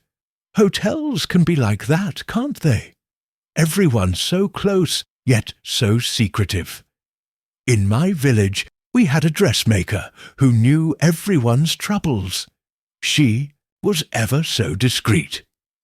Elvira's lips trembled and she leaned closer, her voice a whisper. "I wish I could be discreet, but I'm afraid she's dangerous." Miss Marple's needles paused, her eyes gentle but probing. "She, dear? Do you mean Lady Sedwick?" Elvira's face crumpled, and she nodded, her words tumbling out. "She's my mother, but she's not like other mothers. She's planning something awful, and I'm caught in it. I don't know what to do." The confession, raw and unguarded, was a breakthrough, and Miss Marple tread carefully, her questions cloaked in concern. "It must be terribly hard feeling so trapped. Is there something specific troubling you?" Elvira's eyes filled, but she shook her head, her voice breaking. "I can't say more. If she finds out, it'll be worse. Please, don't tell anyone." She rose, her scarf slipping, and hurried out, leaving Miss Marple to ponder her words. In St. Mary Mead, a frightened girl had once betrayed a thief's hideout under similar pressure. Here, Elvira's fear pointed to Bess's control, her plans likely tied to the robbery and the canon's removal. Miss Marple's needles resumed, their rhythm steadying her thoughts. The afternoon brought a drizzle that confined guests to the hotel, the lounge a hub of restless chatter. Miss Marple, ever observant, struck up a conversation with a porter, Henry, whose youthful eagerness made him talkative. "Such a busy place," she said, her tone admiring. "You must see all sorts coming and going." Henry nodded, polishing a brass rail. "Oh, yes, ma'am. Guests' deliveries, you name it. Mr. Gorman keeps us on our toes, though. He's particular about who gets in." Miss Marple's smile was encouraging. "He sounds very thorough. Does he work closely with Miss Gorringe?" Henry's face tightened, his cloth pausing. "They get on, I suppose. She's the boss, after all." The porter's reticence, Miss Marple noted, hinted at a hierarchy where Gorman and Miss Gorringe held sway, perhaps under Bess's direction. Her thoughts turned to the nighttime intrusion, the key suggesting staff complicity. She approached Miss Gorringe at the reception desk, ostensibly to confirm a theatre booking, but her questions were a probe. "You run such a tight ship," she said, her voice warm. "It must be challenging, keeping track of all the keys." Miss Gorringe's smile was impeccable, her eyes guarded. "We have systems, Miss Marple. Keys are strictly accounted for." The reply was smooth, but Miss Marple detected a defensive edge, as if her inquiry had grazed a hidden truth. In St. Mary Mead, a shopkeeper's evasive answers had once led to a stolen cash. Here, Miss Gorringe's composure felt like a barrier, protecting the hotel's secrets. Evening brought a new twist. Inspector Davy, returning from questioning, Gorman sought Miss Marple in the restaurant, where she dined alone, her table offering a view of the room. He joined her, his face etched with frustration. "Gorman's sticking to his story," he said, spearing a piece of fish. "Mugging, nothing more. But he's nervous, and I found this in his pocket." He slid a folded note across the table, its edges creased. Miss Marple unfolded it, her eyes scanning the hurried scrawl. "Stay quiet, or it's over." E. The initial, she thought, could only be Elvira's, the warning a desperate plea. "This changes things, Inspector," she said softly. "The young lady is frightened, perhaps protecting someone or herself." Davy's eyes widened, the note a spark in his investigation. He shared that Gorman's attack had occurred near a pub known for shady dealings, suggesting a targeted hit rather than a random assault. "Someone's tying up loose ends," he said, "and I'm betting it's tied to the robbery." Miss Marple's thoughts raced, the note confirming Elvira's entanglement. She recalled a St. Mary Mead maid, coerced into silence by a threatening note, her fear exposing a burglary ring. "A warning, Inspector, is a sign of control," she said, "and Lady Sedwick, I fancy, excels at control." Davy nodded, his resolve hardening. He planned to confront Elvira, gently but firmly, and to dig deeper into the hotel's delivery logs, suspecting they hid the robbery's loot. As night fell, Miss Marple lingered in the lounge, her knitting a pretext for observation. Bess Sedwick entered, her poise unshaken, and paused to speak with Gorman, their exchange brief but charged. Miss Marple noted the doorman's deference, his nod almost subservient, and wondered if he had received Elvira's note before or after his attack. The hotel's atmosphere, she thought, was electric, its secrets straining against its gilded seams. She recalled a St. Mary Mead widow, whose quiet manipulations had orchestrated a fraud, her neighbours blind to her guile. Bess, with her charisma and command, was a grander version, her hotel a stage for crime. Retiring to her room, Miss Marple left her door ajar. Her lamp dimmed, her vigil resumed. The corridor was silent, but at midnight she heard a soft rustle, followed by footsteps near the canon's room. She peered out, her breath held, but saw only a shadow vanish into the stairwell, too swift to identify. The hotel's secrets, she thought, were restless, moving under cover of darkness. She sat by her window, the drizzle pattering against the glass, and reflected on Elvira's confession. The girl's fear, the note, the intrusion, they were threads in a tapestry, and Bess Sedwick was its weaver.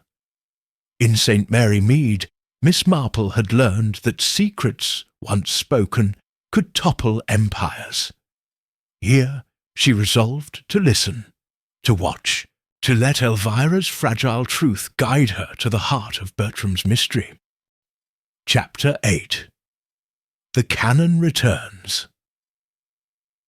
The 8th morning at Bertram's hotel broke with a tentative sun, its rays piercing the mist that had cloaked London for days, casting a frail light over the breakfast-room's polished silver and crisp linens. Miss Jane Marple, seated at her favoured corner table, unfolded her napkin with a delicate hand, her pale blue eyes surveying the familiar tableau of guests with a sharpness belied by her frail demeanour. The Irish mail robbery, still a bold headline, in the Times, and the prolonged absence of Canon Pennyfather had woven a thread of unease through the hotel's Edwardian calm, though the staff's seamless efficiency held firm. Elvira Blake's whispered confession the previous day, coupled with the nighttime intrusion into the canon's room, and Michael Gorman's mysterious attack, had deepened Miss Marple's conviction that Bertram's was a stage for a grander crime, with Lady Bess Sedwick at its helm.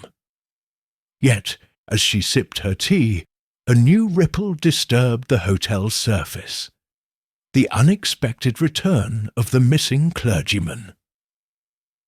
The breakfast-room hummed with its usual restraint, Colonel Luscombe grumbling over his kippers, a young couple exchanging shy smiles, and Elvira Blake, pale and withdrawn, stirring her coffee with a trembling hand. Bess Sedwick entered with her characteristic flair, her silk scarf a vibrant splash against her tailored suit, her smile disarming as she greeted a waiter. Miss Marple, her knitting tucked beside her, noted the adventuress's poise, unshaken despite Inspector Davy's growing scrutiny.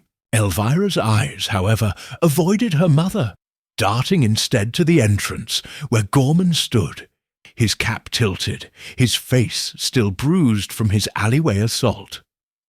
The doorman's presence, Miss Marple thought, was a silent anchor in the hotel's shifting currents, his loyalty to Bess a thread she longed to tug. Her thoughts were interrupted by a commotion in the lobby, a flurry of voices that broke the morning's decorum. Miss Gorringe, at her reception desk, rose with a startled air, her ledger forgotten, as a familiar figure shuffled into view. Canon Pennyfather, dishevelled and dazed, his white hair awry, his clerical coat rumpled. The breakfast-room fell silent, Fawkes pausing mid-air, as guests craned to see the clergyman, who blinked owlishly under their gaze. Miss Marple's heart quickened, her tea forgotten. The canon's return, after 4 days of absence, was a pivot in the mystery, yet his bewildered expression suggested he was as much a puzzle as his disappearance. Inspector Davy, summoned by a porter, arrived swiftly, his broad frame cutting through the crowd. He guided the canon to a private parlour off the lobby, his ruddy face a mix of relief and suspicion. Miss Marple, with the tact of a village confidant, followed at a discreet distance, her knitting bag in hand, and paused near the parlour door, where a sympathetic maid, Rose, lingered. "Poor old gentleman," Rose whispered, polishing a brass knob. "Looks like he's been through it." Miss Marple nodded, her voice gentle. Quite a shock, his return. Was he alone? Rose shook her head. "A cabby brought him, ma'am. Said he found him wandering near Victoria Station, muttering about trains." The detail, small but telling, lodged in Miss Marple's mind, recalling a St. Mary Mead vagrant whose wanderings had masked a deeper truth.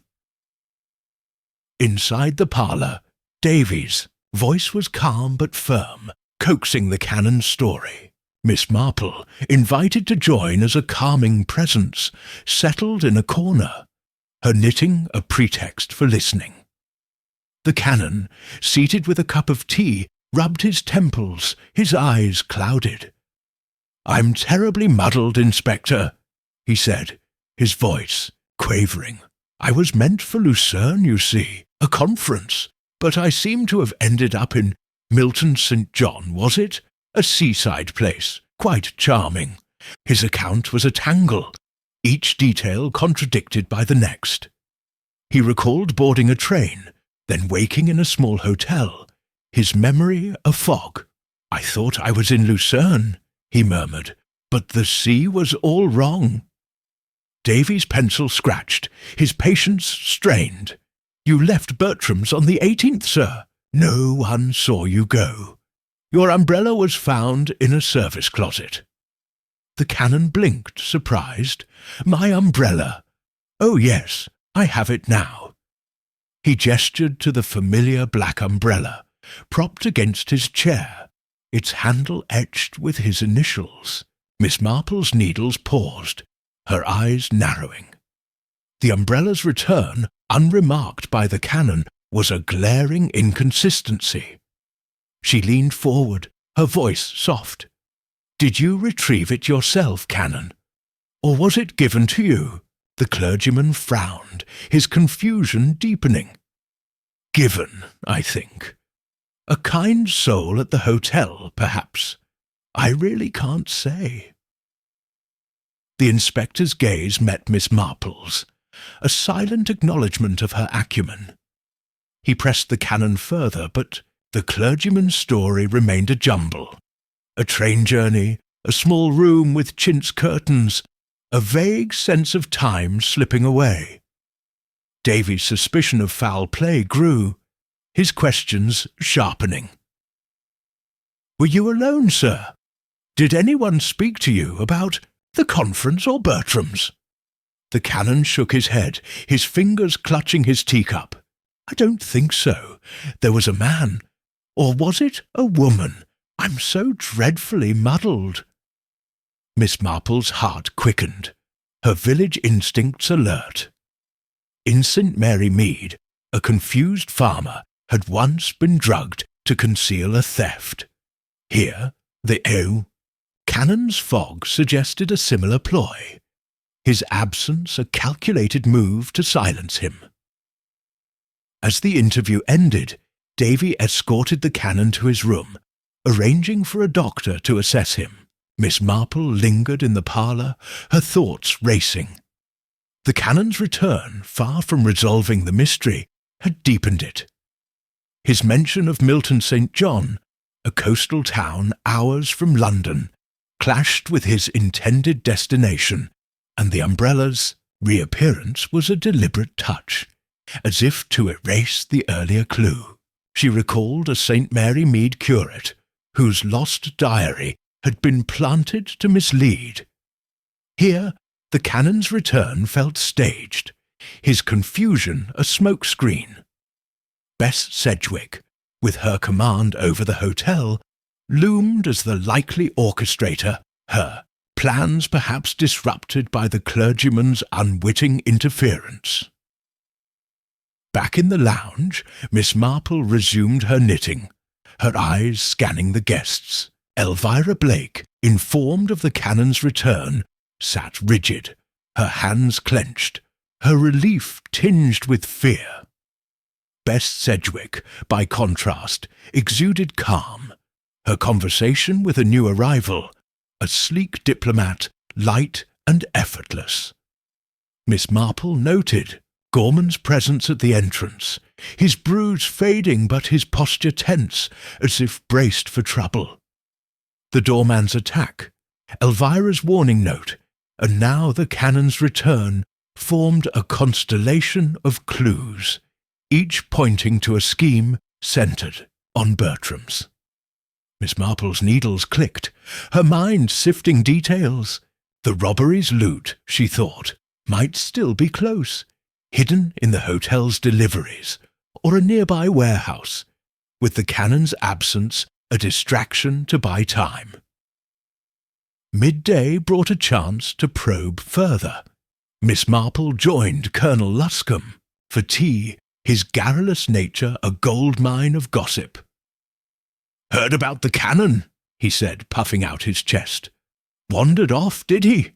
Typical of these scholarly types." Miss Marple's smile was encouraging. "Quite a mystery, Colonel.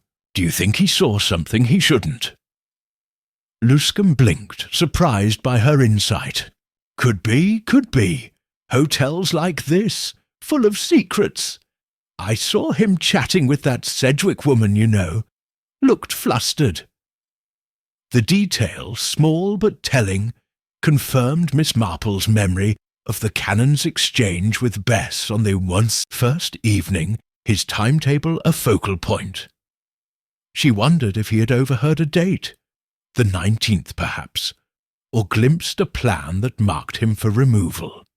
Her thoughts were interrupted by Inspector Davy's return, his face etched with frustration. He sought Miss Marple in the lounge, settling opposite her with a sigh. "The canon's no help, ma'am," he said, his voice low. "Doctor says he's healthy, but his memory's shot. Could be drugs, something to muddle him." Miss Marple's eyes gleamed, her voice gentle. "Drugs, Inspector, are a cruel tool. In my village, a farmer was dosed to keep him quiet during a theft. The canon, I think, was meant to stay away longer." Davy's pencil scratched, his mind turning. "You're saying someone sent him to Milton St. John to keep him out of the way? But why bring him back?" Miss Marple's response was measured. "Perhaps, Inspector, because his absence drew too much attention. A missing clergyman is a scandal.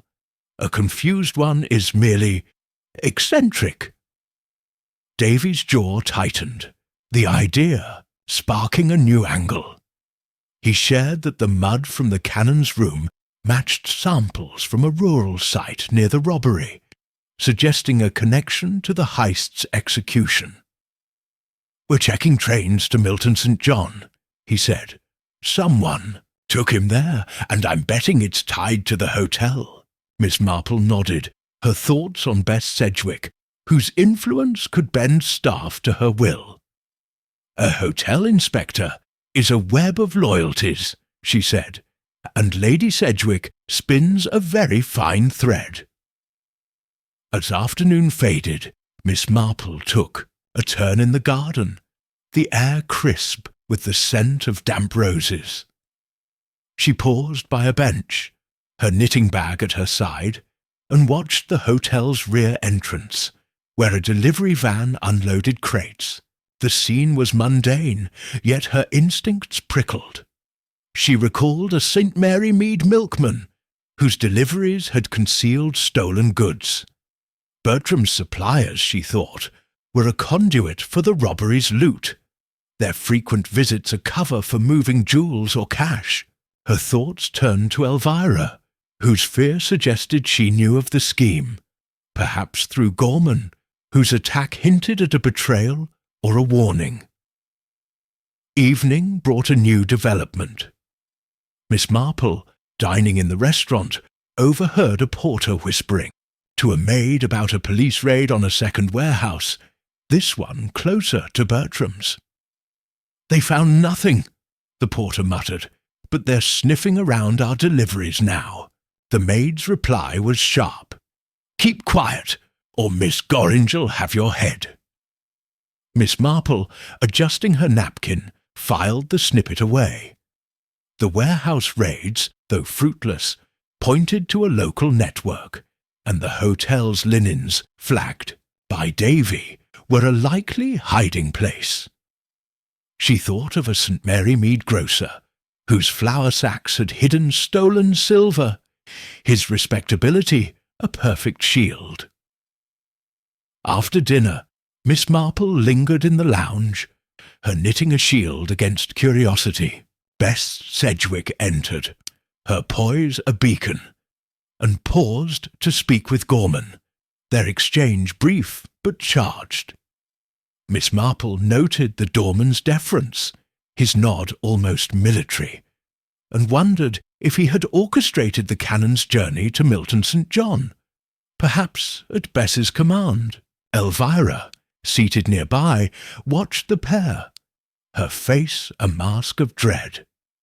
Miss Marple's heart went out to the girl, whose confession had revealed a soul caught in her mother's web. In St. Mary Mead, a frightened maid had once exposed a thief for speaking out. Here, Elvira's silence was a lock Miss Marple longed to pick.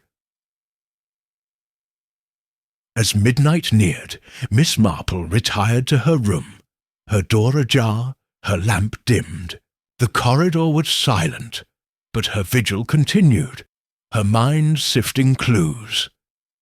The canon's return, the umbrella's reappearance, Elvira's fear, Gorman's attack, they were facets of a single truth, and Bertram's was its crucible.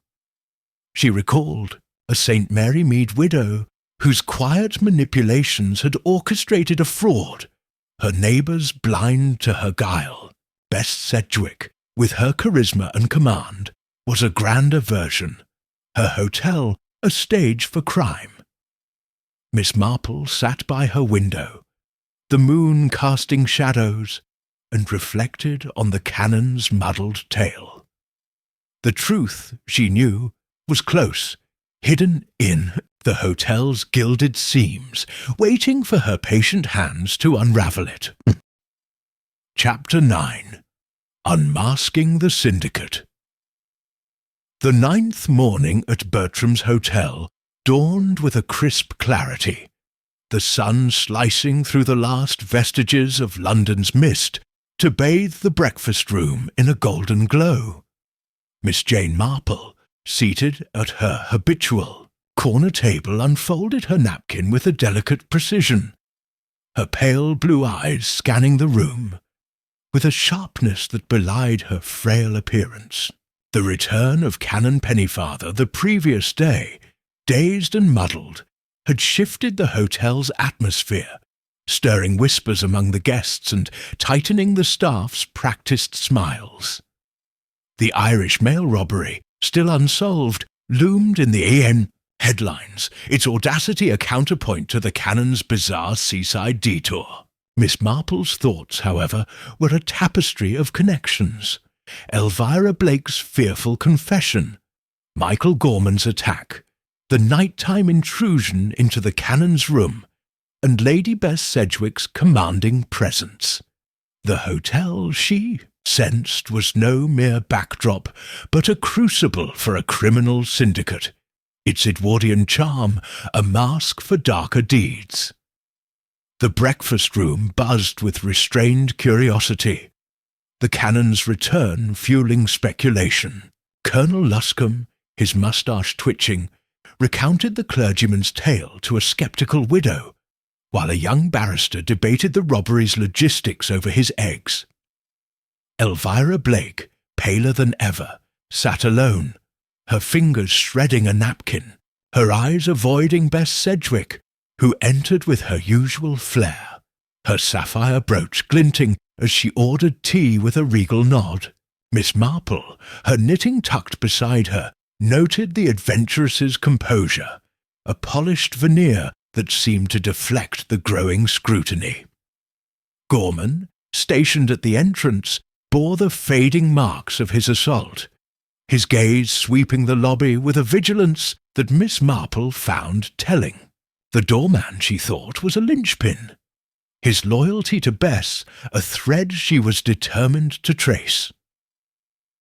Miss Marple sipped her tea, her mind sifting the clues accumulated over the past week. The canon's drugged journey to Milton St. John, the umbrellas, reappearance, and the mud linking the hotel to the robbery site pointed to a meticulously planned operation, one that required insider access and ruthless efficiency. Elvira's whispered fear of her mother's awful plans, coupled with the note warning Gorman to stay silent, suggested a web of coercion, with Bess as its architect. In St. Mary Mead, Miss Marple had once unravelled a poaching ring led by a charismatic innkeeper, his charm masking a network of complicity. Here, Bertram's felt like a grander stage, its staff and suppliers potential cogs in a criminal machine. Her reverie was broken by Inspector Davy's arrival, his broad frame cutting through the lobby's morning bustle.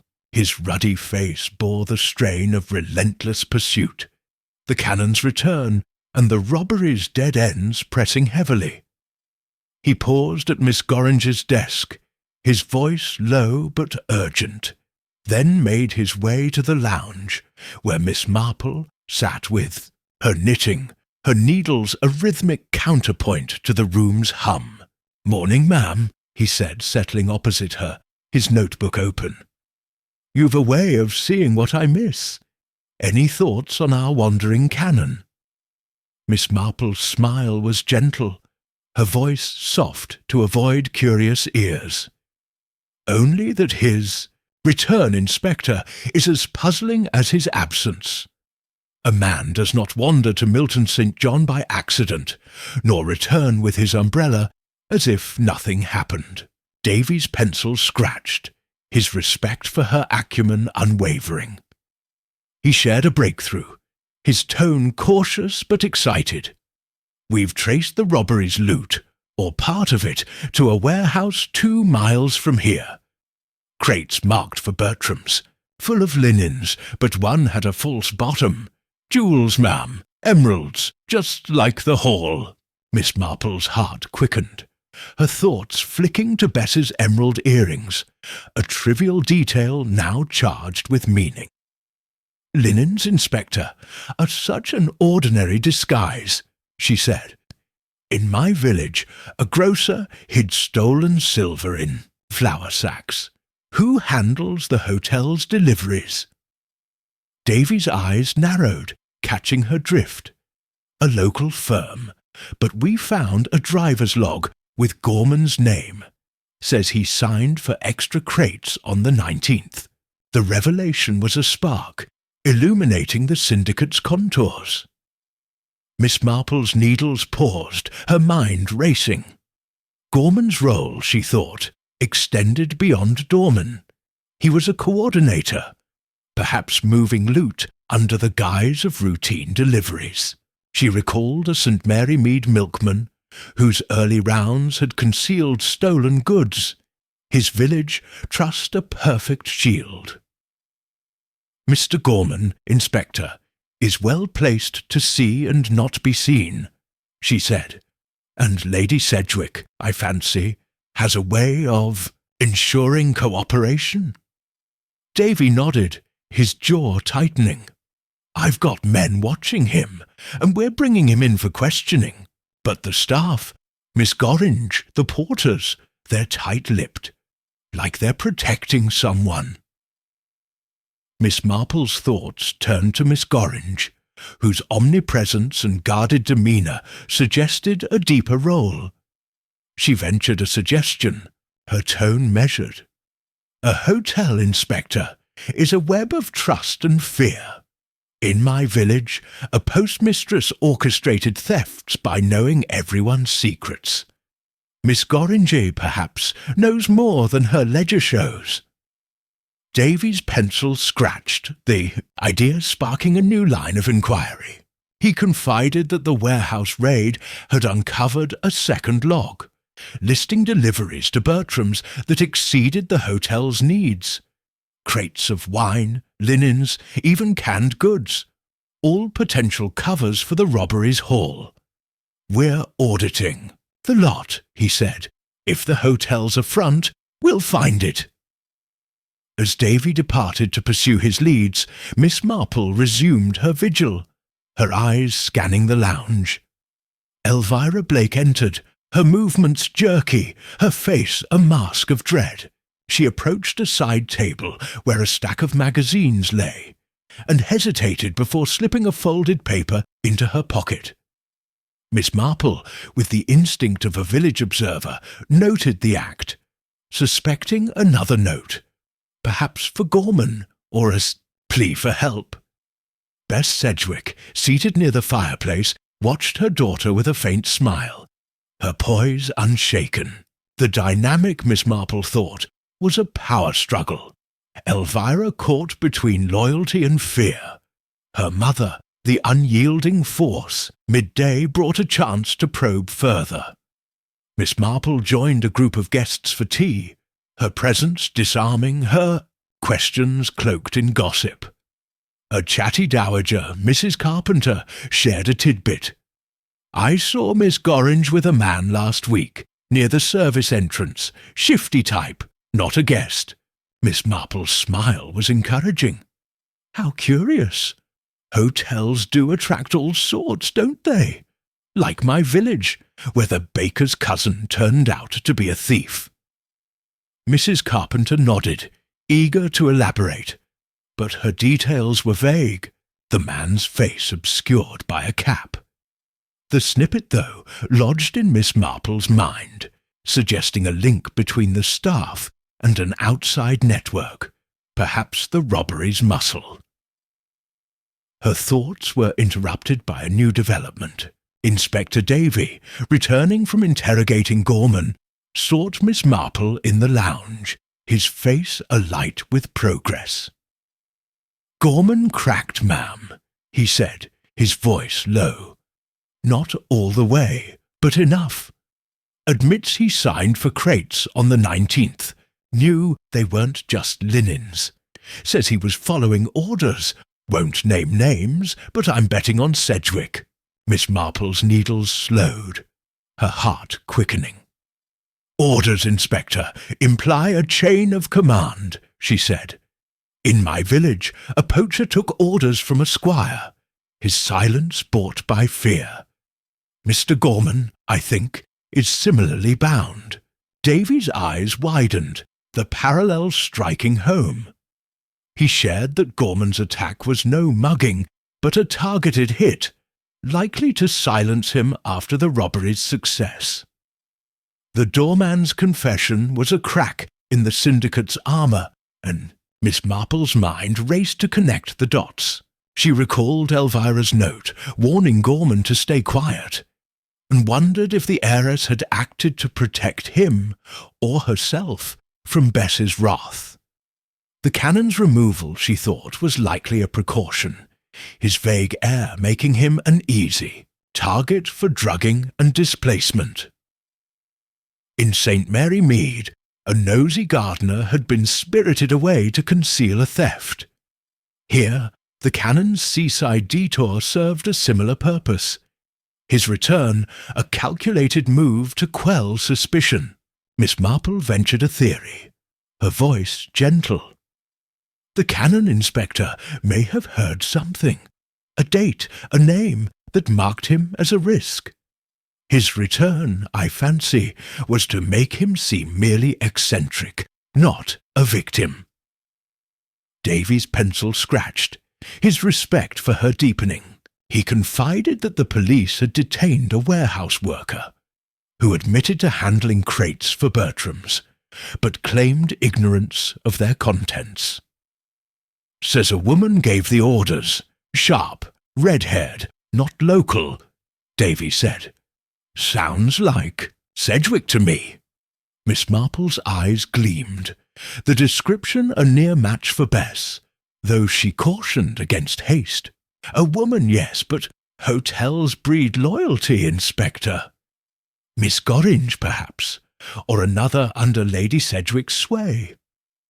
Davy nodded, resolving to audit the staff's backgrounds, starting with the receptionist, whose control over the hotel's operations was suspiciously absolute. Afternoon brought a drizzle that confined guests to the lounge, their chatter a mix of robbery theories and canon anecdotes. Miss Marple, ever observant, approached Miss Gorringe at the reception desk, ostensibly to inquire about a lost shawl. "You manage so well," she said, her voice warm. "It must be a challenge, overseeing such a busy staff." Miss Gorringe's smile was impeccable, her eyes guarded. "We take pride in our service, Miss Marple. Everyone plays their part." The reply was smooth, but Miss Marple detected a defensive edge, as if her question had brushed a hidden nerve.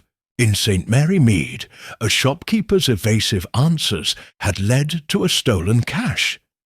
Here, Miss Gorringe's composure felt like a shield, protecting the syndicate's heart. Evening brought a pivotal moment. Davy, armed with Gorman's testimony, and the warehouse lead, summoned Miss Gorringe for questioning, his tone firm but courteous.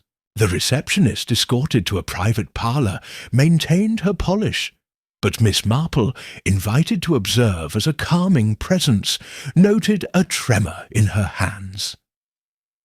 Davy presented the evidence: Gorman's confession, the crates, the delivery logs, and pressed for answers. "You run this hotel, Miss Gorringe," he said. "Nothing happens without your say. Those crates weren't just linens, were they?" The receptionist's smile faltered, her voice steady but strained. "I oversee operations, Inspector, not every crate. If Mr. Gorman erred, that's his affair." Miss Marple, her knitting idle, interjected softly, her voice disarming. "In my village, a postmistress knew every letter's contents, yet claimed ignorance when thefts came to light. A hotel, I think, is much the same. Nothing escapes a keen eye." Miss Gorringe's gaze flickered, her composure cracking. Chirtishem, Davy's relentless pressure, she admitted to approving extra deliveries, claiming they were routine. But a slip, a mention of a special client who demanded discretion, pointed to Bess Sedwick. "Lady Sedwick trusted me to handle things," she said, then caught herself, her face paling. The admission, though partial, was a chink in the syndicate's armour, and Davy pounced, ordering her detained for further questioning. As night fell, Miss Marple lingered in the lounge, her knitting a pretext for observation. Bess Sedwick entered, her poise a beacon, but her eyes betrayed a flicker of unease as she spoke with Gorman, their exchange curt. Elvira, seated nearby, watched her mother, her face a mask of dread. Miss Marple's heart went out to the girl, whose fear had exposed the syndicate's edges. She thought of a St. Mary Mead maid, whose whispered confession had toppled a thief. Here, Elvira's silence was a lock, but her earlier words had given Miss Marple the key. The hotel's secrets, she thought, were unraveling, the syndicate's threads snapping under the weight of exposure. Retiring to her room, Miss Marple left, her door ajar, her lamp dimmed, her vigil unbroken. The corridor was silent, but at midnight she heard a soft creak, followed by footsteps near the service entrance. She peered out, her breath held, but saw only a shadow vanish into the stairwell, too swift to identify. The hotel's pulse, she thought, was quickening, its secret straining against its gilded seams. She sat by her window, the moon casting shadows, and reflected on the syndicate's collapse. Bess Sedwick, with her charisma and control, was its architect. But Miss Gorringe and Gorman were its pillars, their complicity now exposed. In St. Mary Mead, Miss Marple had learned that truth, once glimpsed, could not be hidden. Here she resolved to watch, to listen, to let the syndicate's own weight bring it crashing down. Chapter 10. Confronting Bess. The 10th morning at Bertram's hotel unfolded with a brittle stillness, the sun casting long shadows through the breakfast room's tall windows, as if reluctant to warm the secrets simmering within the hotel's Edwardian walls. Miss Jane Marple, seated at her familiar corner table, unfolded her napkin with a delicate hand, her pale blue eyes scanning the room, with a clarity that cut through the morning's deceptive calm. The unmasking of the hotel's role as a front for a criminal syndicate, confirmed by Michael Gorman's confession and Miss Gorringe's reluctant admissions the previous day, had shifted the atmosphere. The Irish mail robbery's loot, traced to Bertram's deliveries, and canon pennyfathers, drugged absence, now revealed as a deliberate act, pointed to a mastermind orchestrating chaos with ruthless precision. Miss Marple's thoughts, sharp as her knitting needles, centred on Lady Bess Sedwick, whose charisma and control had woven the hotel's staff and guests into a web of crime. The breakfast room, with its gleaming silver and starched linens, hummed with a strained civility. Colonel Luscombe, his newspaper folded, muttered about the decline of law and order, while a young heiress, newly arrived, whispered robbery theories to her companion. Elvira Blake, pale and hollow-eyed, sat alone, her coffee untouched, her hands clutching a silk handkerchief as if it were a lifeline. Bess Sedwick entered with her trademark poise, her tailored green dress accentuating her auburn hair, her smile a beacon of assurance as she greeted a waiter. Miss Marple, her knitting tucked beside her, noted the adventuress's composure, a polished facade that seemed to defy the tightening noose of Inspector Davies' investigation. Gorman, stationed at the entrance, bore the marks of his recent attack, his eyes darting nervously, his loyalty to Bess now a fraying thread. Miss Marple sipped her tea, her mind sifting the clues that had brought the case to this precipice. Gorman's admission of handling illicit crates, Miss Gorringe's slip about a special client, and the canon's muddled return from Milton St. John painted a picture of a syndicate operating under Bertram's nostalgic charm. Elvira's fearful confession that her mother was planning something awful had been the spark, illuminating Bess's role as the syndicate's architect. In St. Mary Mead, Miss Marple had once exposed a charismatic widow whose village tea parties masked a smuggling ring. Here, Bertram's was a grander stage, its guests unwitting props in Bess's audacious play. The question now was how to corner the adventuress, whose alibis and influence had so far kept her untouchable. Her reverie was broken by Inspector Davies' arrival, his broad frame filling the lobby doorway with a purposeful air. His ruddy face, etched with the strain of relentless pursuit, held a new resolve. The syndicate's unraveling fueling his determination. He paused at Miss Gorringe's desk, now manned by a nervous junior clerk, the receptionist's detention, a shock to the staff's seamless order. Davy's eyes sought Miss Marple in the breakfast room, and he joined her, his notebook bulging with notes. "Morning, ma'am," he said, his voice low to avoid curious ears.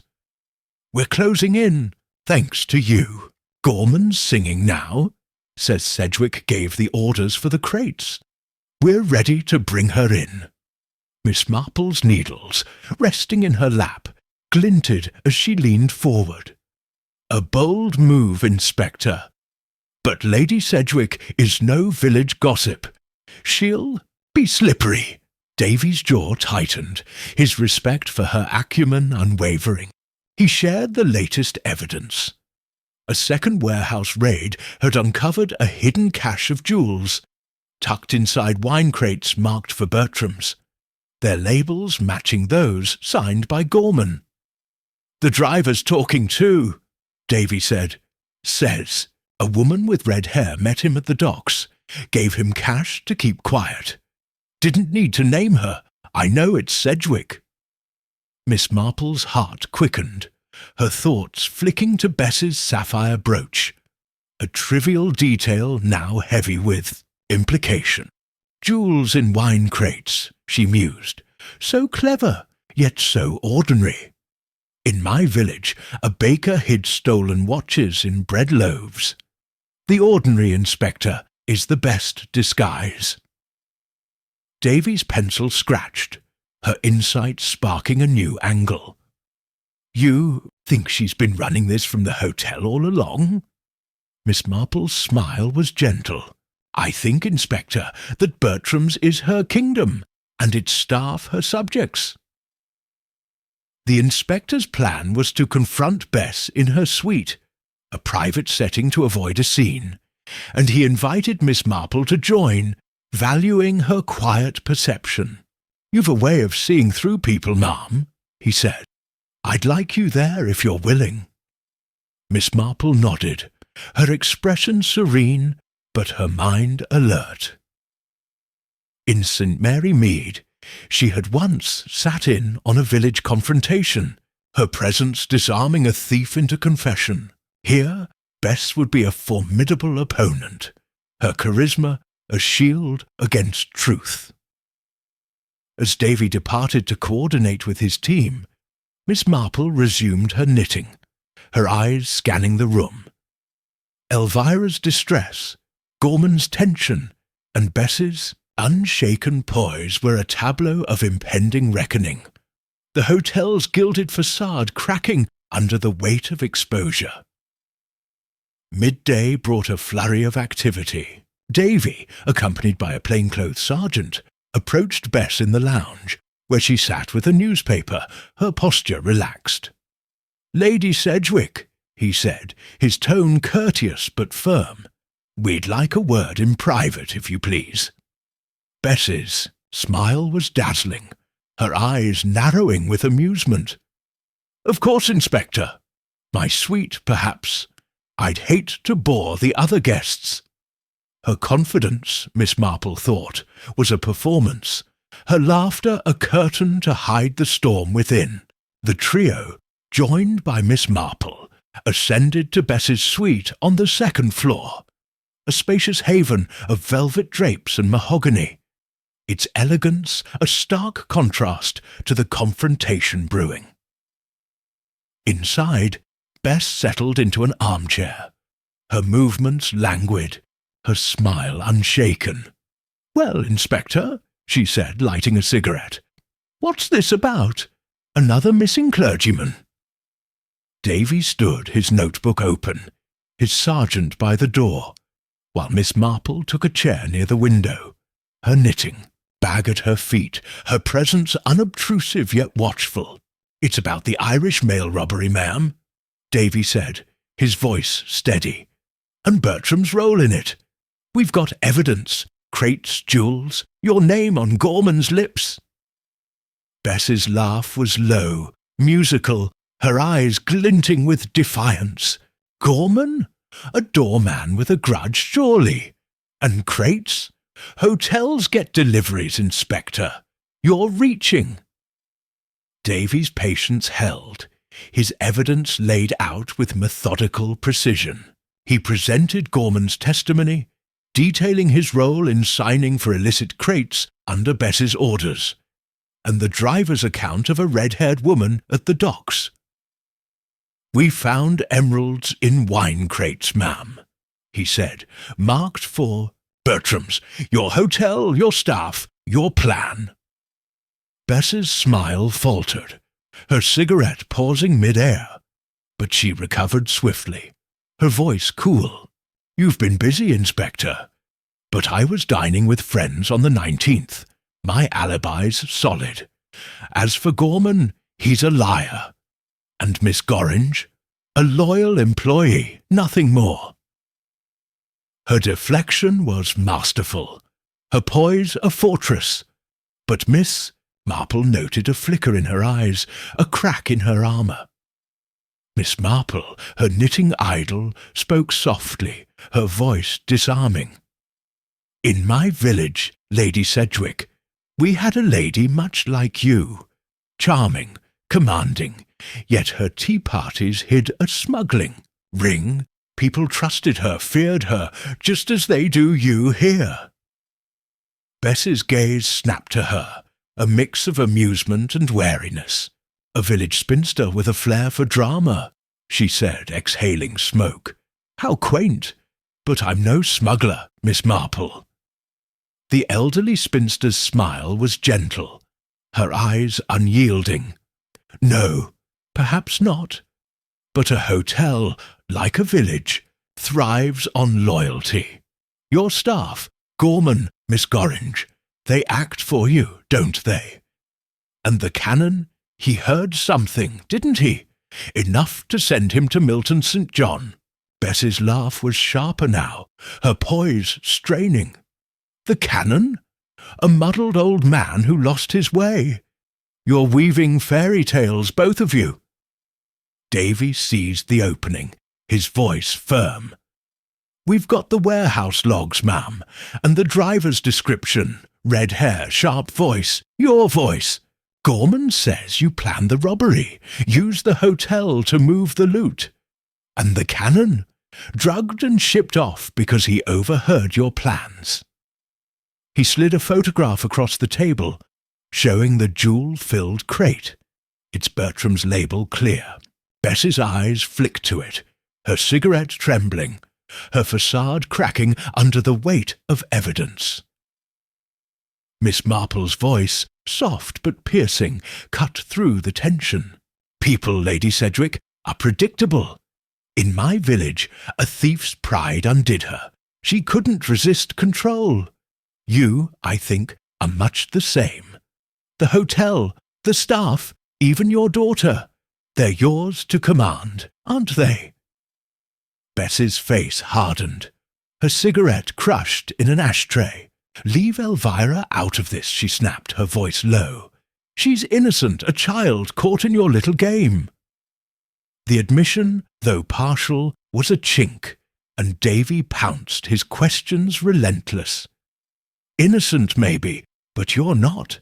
The crates, the jewels, the canon's drugging. Who gave the orders, ma'am?" Bess's poise collapsed, her defiance flaring. "All right, Inspector," she said, her voice cold. "You want the truth? I ran the show.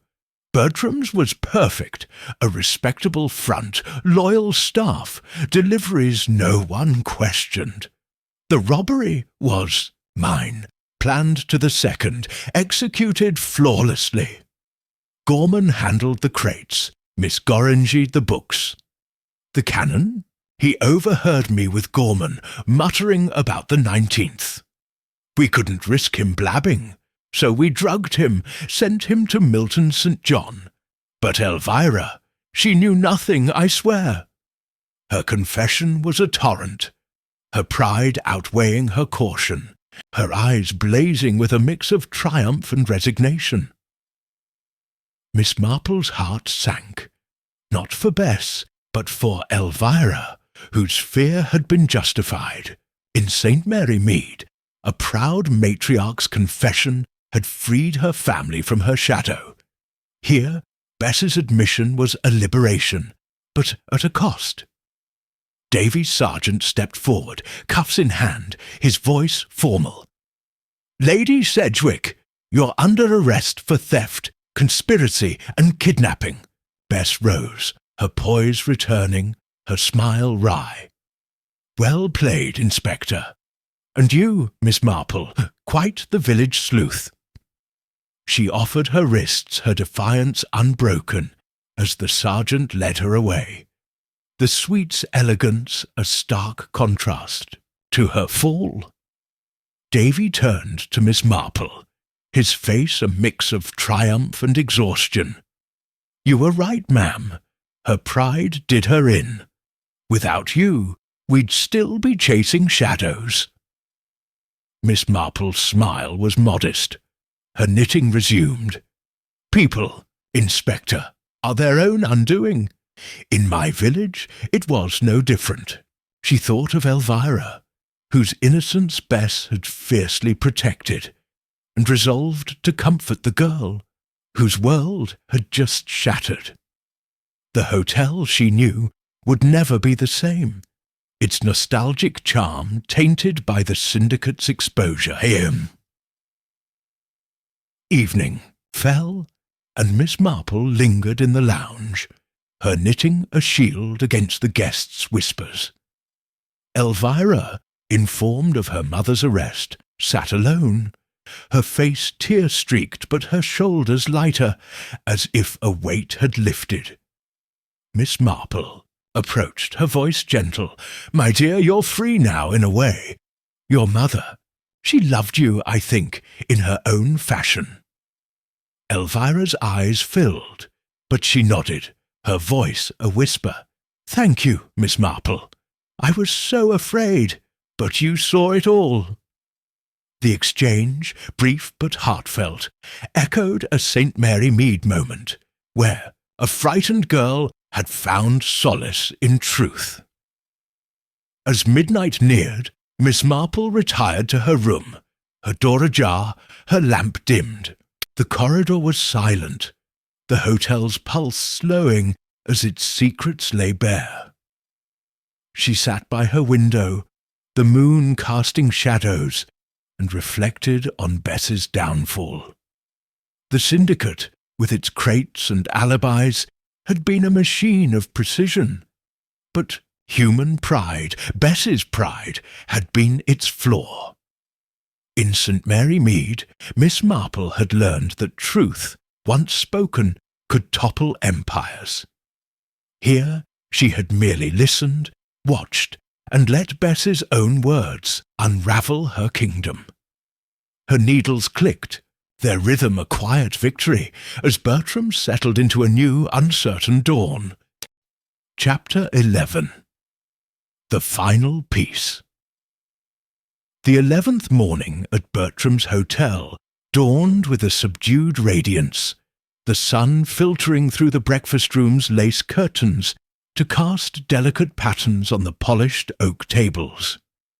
Miss Jane Marple, seated at her accustomed corner, unfolded her napkin with a practised hand, her pale blue eyes surveying the room with a quiet intensity that belied her frail appearance. The arrest of Lady Bess Sedwick the previous day, her confession unmasking Bertram's as a front for a criminal syndicate, had shattered the hotel's Edwardian veneer, leaving a palpable tension among the guests and staff. The Irish mail robberies, loot traced to the hotel's deliveries, and Canon Pennyfather's drugged exile, orchestrated to silence his unwitting knowledge, had been laid bare. Yet Miss Marple sensed a final piece of the puzzle remained, a subtle thread to tie the cases. Loose ends. Her knitting tucked beside her was a silent companion. its needles poised for the moment her thoughts crystallized. The breakfast room, once a bastion of decorum, buzzed with hushed speculation. The guests' voices, a mix of shock and morbid curiosity. Colonel Luscombe, his newspaper forgotten, recounted Bess's arrest to a wide-eyed dowager, while a young barrister speculated on the syndicate's reach. Elvira Blake, her face pale but composed, sat alone, her fingers steady as she buttered a scone, a newfound resilience in her posture. The absence of Bess Sedwick, whose charisma had once dominated the room, was a void, filled only by the staff's strained efficiency. Miss Gorringer's detention, alongside several porters implicated in the crate deliveries, had left the reception desk in the hands of a nervous junior, whose fumbling betrayed the hotel's disarray. Miss Marple sipped her tea, her mind sifting the aftermath, her instincts alert for the detail that would complete the picture. Her thoughts lingered on Elvira, whose fear had been the key to unraveling Bess's schemes. The heiress's confession, whispered in a moment of desperation, had pointed to her mother's awful plans, a spark that ignited Miss Marple's pursuit. The canon's return, muddled and drugged, had been a calculated move to quell suspicion, his umbrella a planted clue to mask the syndicate's tracks. Michael Gorman's testimony, coerced by fear and betrayal, had exposed the hotel's role, while Miss Gorringer's slip about a special client had sealed Bess's fate. Yet Miss Marple, with her village-honed sense of human nature, felt a lingering unease. In St. Mary Mead, a poacher's confession had once left a gap, a hidden accomplice, revealed only by a forgotten detail. Here she wondered if Bess had protected someone, or if a final secret lay buried in the hotel's operations. The morning's calm was broken by Inspector Davy's arrival, his sturdy frame a reassuring presence in the lobby's disquiet. His ruddy face, etched with the exhaustion of a case nearly closed, held a flicker of unease, as if he too sensed an unresolved thread. He paused to confer with the junior clerk, his voice low but firm, then made his way to the lounge where Miss Marple sat with her knitting, her needles a soft counterpoint to the room's murmur. "Morning, ma'am," he said, settling opposite her, his notebook worn but open. "You've been the linchpin, Miss Marple. Sedgwick's locked up, the syndicate's crumbling, but I can't shake the feeling we're missing something." Miss Marple's smile was gentle, her eyes gleaming with quiet agreement. "Cases, Inspector, are like my knitting. Sometimes a single dropped stitch unravels the pattern. What troubles you?" Davy's pencil tapped his notebook, his thoughts coalescing. He shared that the syndicate's collapse had yielded new arrests, 2 porters and a delivery driver, all linked to the jewel-filled crates. But a key figure remained elusive: the forger who crafted the false labels for Bertram's deliveries, ensuring the loot's seamless movement. "Gorman swears he doesn't know the name," Davy said, and Miss Gorringer's clammed up, protecting someone. Sedgwick's confession covered the robbery and the canon, but she was cagey about the paperwork. Miss Marple's needles paused, her mind latching onto the detail. "Paperwork, Inspector, is the backbone of deception," she said. "In my village, a forged receipt undid a thief, but only when we found the scribe. Who at Bertram's handles records, beyond Miss Gorringe?" Davy's eyes widened, the question striking a chord. He recalled a clerk, a quiet man named Willis, who managed the hotel's accounts, his desk tucked in a back office, his presence so unassuming It had escaped scrutiny. "Willis," Davy muttered, jotting a note. "Always in the background, nose in his ledger. You think he's our man?" Miss Marple's response was measured, her voice soft. "I think, Inspector, that the quiet ones are often the most dangerous. In St. Mary Mead, a shy clerk forged cheques for years, his meekness a perfect mask. Mr. Willis, perhaps, is worth a closer look." Davy nodded, his resolve hardening. He planned to question Willis immediately, sensing the clerk's role could tie the case's loose ends. As Davy departed, Miss Marple resumed her knitting, her eyes scanning the lounge.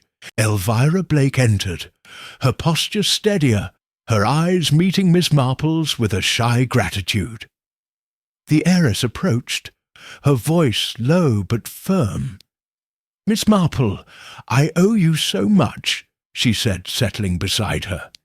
"You saw through it all, mother's plans, my fear. I'm free now, thanks to you." Miss Marple's smile was warm, her knitting idle. "You were brave, my dear, to speak at all. Your mother, she shielded you in her way." Elvira's eyes glistened, but she nodded, her relief palpable. "She did, but it was a cage. I want to start over, somewhere quiet." The exchange, tender and brief, echoed a St. Mary Mead moment, where a frightened girl had found solace in truth, and Miss Marple's heart lifted, knowing Elvira's path was now her own. Midday brought a flurry of activity. Davy, armed with Miss Marple's insight, summoned Willis to a private parlour, his sergeant standing by. Miss Marple, invited to observe, settled in a corner, her knitting bag at her feet, her presence a quiet anchor.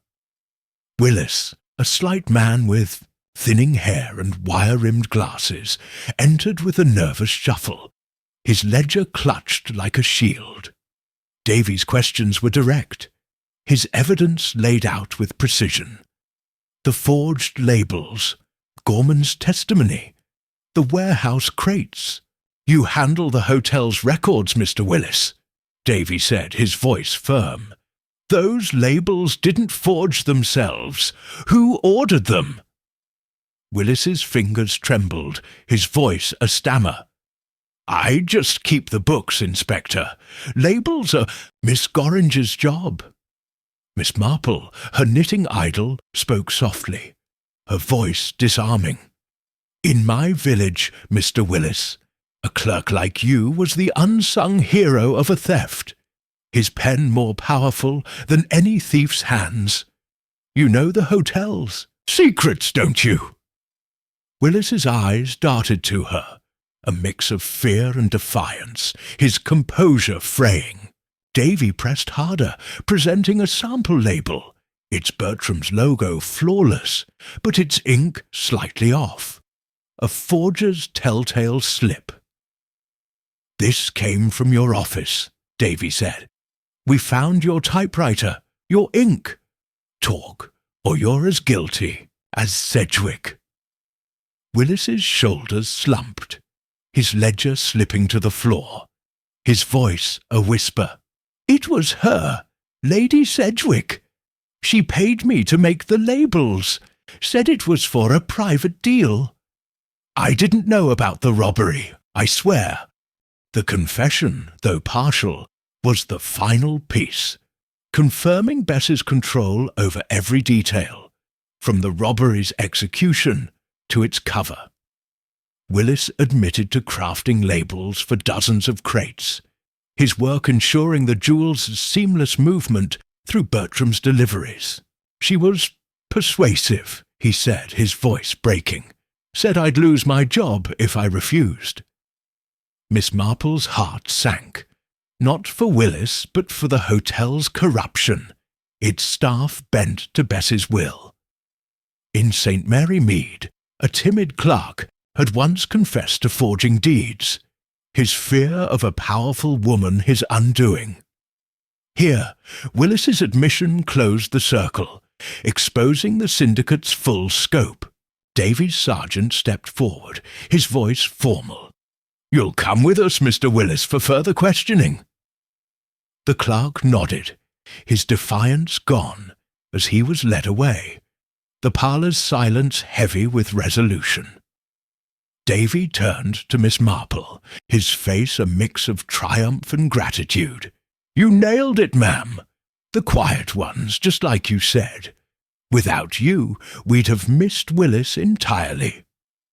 Miss Marple's smile was modest. Her knitting resumed. "People, Inspector, hide in plain sight. In my village it was no different. A small detail, a forgotten clerk, unravelled the lot." Davy chuckled, his exhaustion lifting. He shared that the police were auditing the hotel's remaining staff, expecting more arrests, and that Bertram's faced closure, its reputation irreparably tarnished. "A shame in a way," he said. "It was a fine place once." Miss Marple nodded, her thoughts on the hotel's nostalgic glow. A facade for greed. "Nostalgia, Inspector, is a dangerous thing," she said. "It blinds us to what lies beneath." Afternoon brought a quieter mood, the guests' chatter subdued as news of the arrest spread. Miss Marple took a turn in the garden, the air crisp with the scent of damp roses, her knitting bag at her side. The hotel's rear entrance, once a hub for illicit deliveries, was now under police watch, its crates seized as evidence. She paused by a bench, her thoughts on the canon, whose vague air had made him an easy target, his return a ploy to deflect suspicion. He had resumed his routine, oblivious to the storm, and Miss Marple saw him now, shuffling through the lobby, with his timetable, his umbrella firmly in hand. She smiled, her heart lightened by his resilience, a reminder that innocence, however muddled, could endure. Evening found Miss Marple in the lounge, her knitting a shield against the guests' curious glances. Elvira approached again, her composure stronger, her eyes clear. "I'm leaving tomorrow," she said, her voice steady. "Somewhere new, away from all this. Thank you, Miss Marple, for everything." Miss Marple's smile was warm, her voice gentle. "You've a strong heart, my dear. The world is yours now." Elvira nodded, her gratitude unspoken but profound, and left, her steps lighter. The exchange, brief but poignant, echoed a St. Mary Mead farewell, where a freed soul had found peace, and Miss Marple's thoughts turned inward, her work here nearly done. As night fell, Miss Marple packed her bags, her stay at Bertram's drawing to a close. The hotel, once a beacon of nostalgia, was now a shadow, its secrets exposed, its future uncertain. She sat by her window, the moon casting a silver glow, and reflected on the case's resolution. The syndicate, with its forged labels and hidden crates, had been a machine of precision, but human flaws. Bess's pride, Gorman's fear, Willis's greed had been its downfall. In St. Mary Mead, Miss Marple had learned that truth, however buried, always surfaced, a lesson Bertram's had proven anew. Her needles clicked, their rhythm a quiet triumph, as she prepared to leave, her mind already turning to the next puzzle, wherever it might lie. Chapter 12. Departure. The 12th and final morning at Bertram's hotel dawned with a gentle clarity, the sun rising over London to bathe the city in a soft, forgiving light, that seemed to absolve the grand old building of its tarnished secrets. Miss Jane Marple, seated at her corner table in the breakfast room for the last time, unfolded her napkin with a delicate hand, her pale blue eyes surveying the room with a quiet satisfaction tempered by reflection. The unmasking of the hotel as a front for Lady Bess Sedwick's criminal syndicate, the arrest of key figures like Miss Gorringe and the clerk Willis, and the liberation of Elvira Blake from her mother's shadow had brought the case to a close, yet the echoes of its revelations lingered. The Irish mail robbery, with its audacious execution, and Canon Pennyfather's drugged exile, orchestrated to silence his unwitting knowledge, had been laid bare, leaving Bertram's a hollow shell of its former glory. Miss Marple's knitting, tucked beside her, was a silent testament to her role, its needles now still, their work complete. The breakfast room, once a stage for polished civility, was subdued, its guests aware of the hotel's impending closure, a consequence of its tainted reputation. Colonel Luscombe, his moustache drooping, read his Times with a distracted air, while a young couple, their honeymoon plans disrupted, whispered about new accommodations. Elvira Blake was absent, having left the previous evening for a quieter life, her gratitude to Miss Marple a warm memory. The canon, blissfully oblivious, sat at his usual table, his timetable open, his umbrella propped against his chair, as if the past week's turmoil had been a mere hiccup. The staff, depleted by arrests, moved with a mechanical efficiency, their smiles strained under the weight of scrutiny. The junior clerk at reception, overwhelmed by Miss Gorringe's absence, fumbled with a ledger, his inexperience a stark contrast to the hotel's former precision. Miss Marple sipped her tea, her thoughts weaving through the case's intricate threads. The syndicate's collapse, sparked by Elvira's fearful confession and fueled by Gorman's betrayal and Willis's forged labels, had been a triumph of observation over deception. Bess Sedwick's pride, so like that of a St. Mary Mead matriarch, who had orchestrated village thefts, had been her undoing, her confession a cascade that brought the hotel's secrets crashing down. Yet Miss Marple, with her village-honed instincts, felt a pang of melancholy for Bertram's, whose nostalgic charm had once stirred memories of her youth. The hotel, she mused, was a microcosm of human folly, vanity cloaked in respectability, ambition veiled by tradition. In St. Mary Mead, she had seen such follies in smaller forms, but the lesson was the same. Truth, however buried, always found its way to light.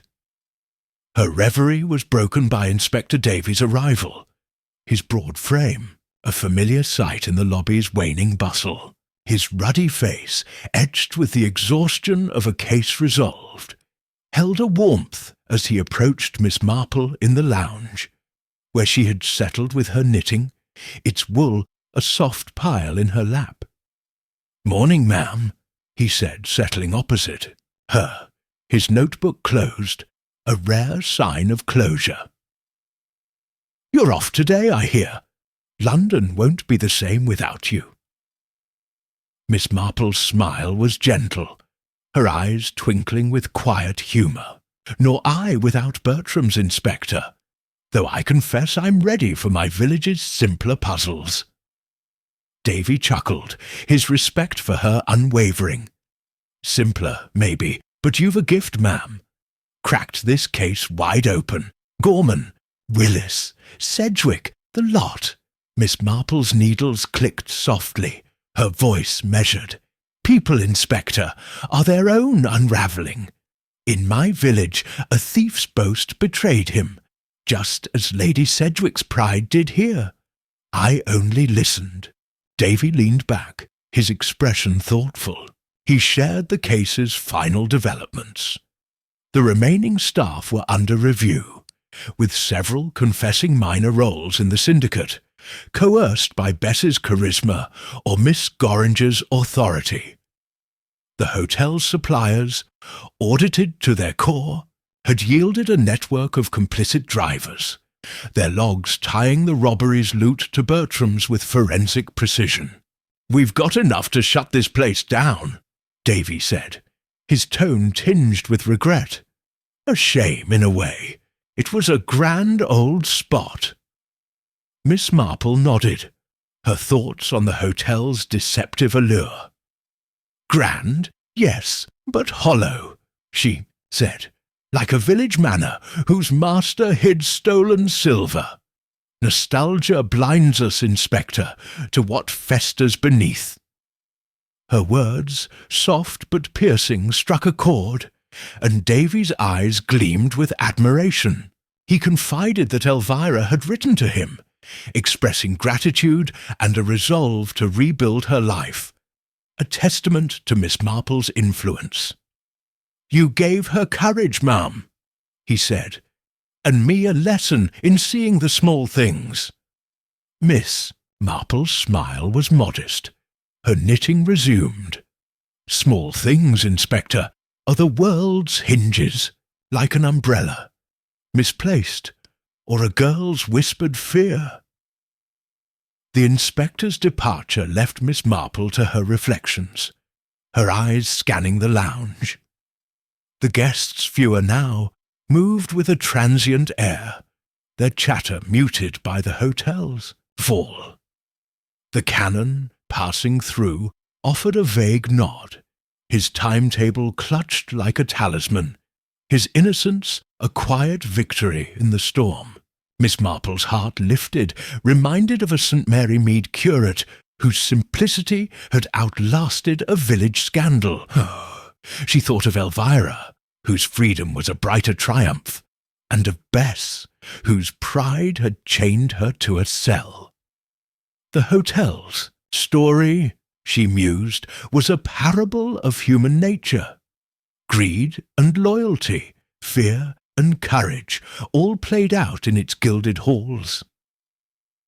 Midday brought the task of packing, and Miss Marple returned to her room, its chintz and mahogany a fading echo of her girlhood. Visits. She folded her clothes with care, her knitting bag packed last, its needles a symbol of her patient unraveling. The room, once a haven, felt transient now, its charm tainted by the syndicate's shadow. She paused by the window, the garden below, a patchwork of roses and gravel, its beauty untouched by the hotel's corruption. In St. Mary Mead, her own garden had been a sanctuary, its simplicity a counterpoint to village intrigues. Here, the garden was a reminder that beauty, however, flawed, endured, a lesson she carried as she prepared to leave. A knock at the door heralded Rose, the chatty maid, her eyes bright with curiosity. "Begging your pardon, ma'am," she said, carrying a fresh towel, "but everyone's talking about you. How you helped catch that Sedwick woman. You're a proper detective." Miss Marple's smile was kind, her voice gentle. "Not a detective, my dear, just an old lady who notices things. Like your polishing. You're ever so thorough." Rose blushed, flattered, and chattered about the hotel's chaos, revealing a tidbit. A porter, released after questioning, had fled London, hinting at a wider network. Miss Marple filed the detail away, her instincts alert, though she knew her role here was done. In St. Mary Mead, a maid's gossip had once led to a thief's capture. Here, Rose's words were a final note, a reminder that secrets lingered even in victory. Afternoon brought a final turn through the hotel. Miss Marple's steps slow as she absorbed its fading grandeur. The lobby, once alive with deference, was quiet, its brass dulled by neglect. The lounge, where she had watched Bess's empire crumble, was nearly empty, its chandeliers casting a melancholic glow. She paused by the reception desk, the junior clerk offering a nervous nod, his ledger a shadow of Miss Gorringe's reign. Miss Marple's thoughts turned to the receptionist, whose complicity had been a pillar of the syndicate, her detention a testament to the power of small observations. She recalled a St. Mary Mead shopkeeper, whose ledger hid stolen goods, her downfall sparked by a misplaced receipt. Bertram's, she thought, was a larger canvas, but the pattern was the same. Her taxi arrived at 3, its driver a cheerful cockney who loaded her modest suitcase with care. As she settled into the back, Miss Marple glanced at Bertram's facade, its windows reflecting the sun's farewell. The hotel, once a beacon of nostalgia, was now a cautionary tale, its secrets exposed by her quiet persistence. She thought of St. Mary Mead, where village intrigues had honed her mind, its gossip and scandals a training ground for Bertram's grander stage. The world, she mused, was much the same. Vanity and vice cloaked in respectability, truth waiting for a patient hand to lift the veil. Her knitting bag, at her side, held a new skein of wool, a promise of puzzles yet to come. The taxi pulled away, weaving through London's bustling streets, and Miss Marple's eyes, bright and unyielding, scanned the passing faces, shopkeepers, cabbies, pedestrians, each a story untold. In St. Mary Mead, she had learned that trouble was never far off, its signs as subtle as a misplaced glance or a hurried step. Here, in the city's clamour, she felt the same pulse, the same potential for mischief. She opened her knitting bag, her fingers tracing the needles, and began a new scarf, its stitches tight and even, a rhythm that matched her steady heart. The train to St. Mary Mead awaited, its whistle a call to home. But Miss Marple's mind, ever restless, was already turning, ready for the next thread to unravel wherever it might lead. As the city faded behind her, Miss Marple reflected on Bertram's lessons. The hotel had been a mirror, reflecting the flaws of those within. Bess's ambition, Elvira's fear, Gorman's greed, Willis's weakness. Yet it had also shown resilience in Elvira's courage and the canon's simplicity, proof that goodness, however fragile, could endure. In St. Mary Mead, such contrasts had shaped her, each village drama a lesson in human nature. Bertram's, with its grander stakes, had tested her, but the truth remained universal. People, with their hopes and failings, were the heart of every mystery. Her scarf grew, its pattern intricate, a quiet tribute to the case now closed, and Miss Marple smiled, her eyes on the horizon, where new stories waited, as certain as the dawn.